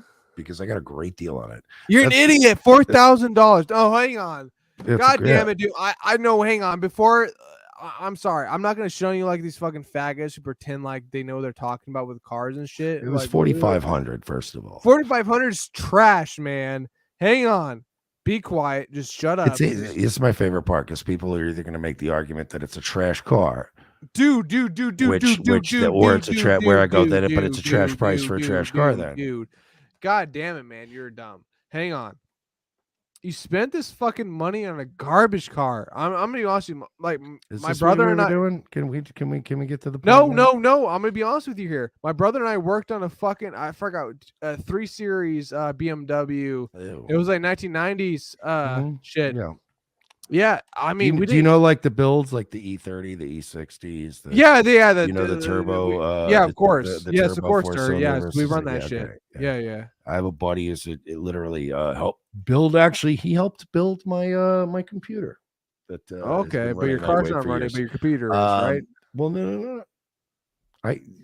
He's trying to be like this exposing journalist, but you're missing part of the lore. The Beamer's been sitting in that shop because I curbed it. You curbed it very harshly because somebody like almost sideswiped me one night. So I curbed it very hard and harshly. And that's why it's been sitting in a shop, because it needed other things done. I'm like, yeah, fine, just do it all. And it took too long. And I have a new car anyway, but I'm going to sell that one. But the point is, sir, it was pretty solid for me. No, it was 40. It was 45. Piece of shit, bro. I'm not. No, you can't play me like that. The 6-cylinder. The 6-cylinder. The last year. The last year of the E60 build. Dude, they're garbage. Those cars are fucking shit. You're thinking of the 4-cylinder turbo. No, I'm not. Dude, don't tell me Those what are the I'm ones. thinking of. Those You are know all the what ones that blew up thinking that of. you're thinking of. But okay, dude, you can't think of. Oh my god, Jesus Christ! You cannot tell me what I'm thinking of, dude. I know what I'm talking about. Me and my brother worked with BMWs. We did engine swaps, Jay-Z swaps and shit, bro. Those cars are fucking garbage. I know what I'm fucking talking about. Those cars are fucking liables. yeah, but That's you're why yelling at me Brother for got all rid of these them. things. They're You're fucking- yelling at they're- me. dude, You're yelling at me for I'm all not these yelling things that at you, I'm happen to just other. telling you. You're getting fired up at me about things that Okay, happen. I guess I am. You're telling me. No, the reason why I'm getting fired up is because you're trying to act like I don't know what I'm talking No, I'm about. not. I don't. You keep projecting that feeling onto me. That's and a cute way to play it. And okay? I keep just giving you my anecdotal thoughts based on my Which is what? experience. You And dealt with then losers and and idiots. then You know what you I'm start talking about? singing, and I'm proud to be an American. And you start doing the Lee Greenwood, and You you want to can't start use fucking. You nationality want on to start this. dropping missiles on kids again. I But know. You get very I know emotional. you're doing, bitch. I know You're you're the doing. you are the epitome of a person. No. You are the epitome of a person. I don't want having a say in where my tax dollars go. Why? Very I emotional. work for airspase, so you fired should up. worry about it. You should worry about it. I and work for that's- airspace. You should worry about it. And I'm very much I'm more. sorry. going- I work for airspace. You should get used to it. Get used to it, buddy. All I gotta say. Till then, kick bricks. I work for the fucking companies of Boeing that you don't even understand. I do things You should you stop can't saying understand. that on these kind of streams. With I don't these give a weirdos fuck. You don't know listening. shit what I'm talking about. You're no, dumb as fuck. You don't know shit. No, I'm saying with the people listening, you should just. They're idiots too. You guys never don't know what I'm give talking like about. narrowing down information. I know. I shouldn't like you. I'm not trying to be. You don't. What? What? I'm actually trying to be helpful, but Okay. No, I'm sorry. Go ahead. Personally identifiable information, like when you tell one story and you leave a detail out, but then you tell a story the second week and you leave 2 out of 3 of the details out, but you left one detail in last week. Like, these people are psychos. I'm just how are they psychos? What I'm saying is if you have what you claim to have. I am military born. I'm working with Ukraine. Yes. But if you really do have a job in aerospace, I do. Yeah. Then nuke all of this presence and run away. Why? Why? Because because the internet is they're all garbage. Why? These people, everyone right now in your chat, the ones that like you, the ones that hate you, the ones that give you money, they're all garbage. They gave me money. They gave me $20, $50. They're all your enemy, and they will make you dance to their tune. No, they're not. They gave me money. They gave me like things. They've been nice to me. They've been supportive of me. Like, even though they know that I've been like working for Ukraine, they've gave me money.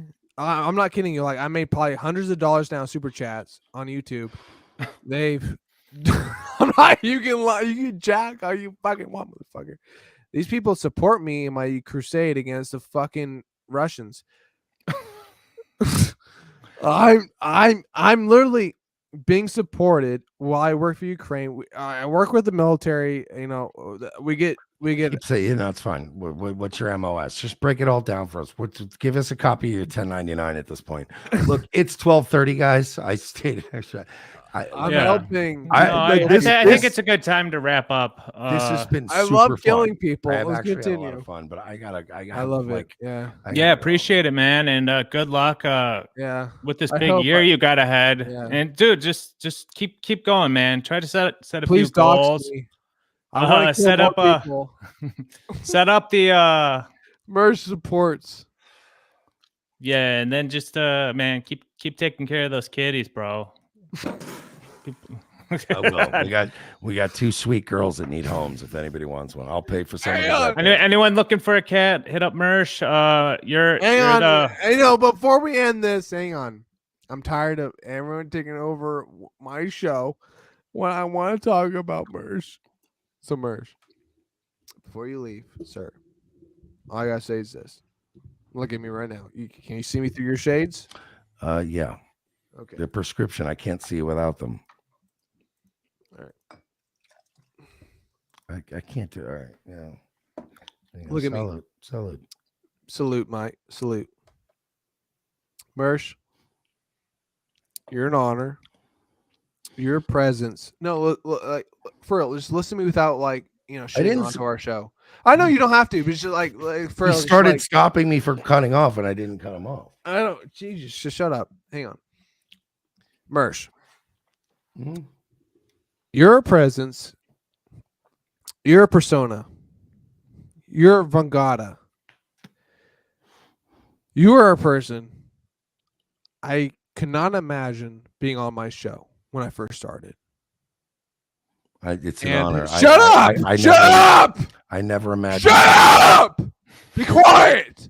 Mm-hmm. Jesus! It's an honor. It's all. Shut up! Fuck! You have been somebody in my life. Nigger. Dude, please shut the fuck up so I don't strangle you in life. I just think you have been so much of a persona in my life. There's people in life you never meet. And that was like Mersh. He is the man you can never imagine seeing. He'll be the person that is so above thoughts and wants you can never imagine. He is there, always being there without your mindset. He is there, always being something that you can never imagine being. That is why he is successful. That is why he is something that you are not. And that is why we look up to him. He is a man that we wish we were. And no matter how much we trial and error and joke around with, he is that man. He is something we wish we could be. He is something we dreamed of. He is something we thought of. And you can laugh and you can joke. Keeps going. And you can continue on with your fucking vibe. I'm not dead. What the fuck is going on? Am I getting killed? I gotta reach. All right. Shut the fuck up! And let me continue. Pull up Mersh, my cameras. It's something that I, in my own life, can never understand being part of. Shut the fuck up. Hang on 1 second. Please go back. Nobody Mersh, said anything. You are something that is so beautiful, so brilliant. You are just part. How long is this gonna? Because I gotta really come on. Mersh, for real. This is getting. I don't appreciate this. And I don't love this. I'm not gonna lie to you. Please shut the fuck up and just listen. Yeah, I know you talk a lot. You have a documentary about you. Thank you so much. Goodbye, buddy. Goodbye. Appreciate you, man. All right, Mir. Get a little rest, bro. Until next time. Thanks, guys. Thanks, chat. Peace out. Peace.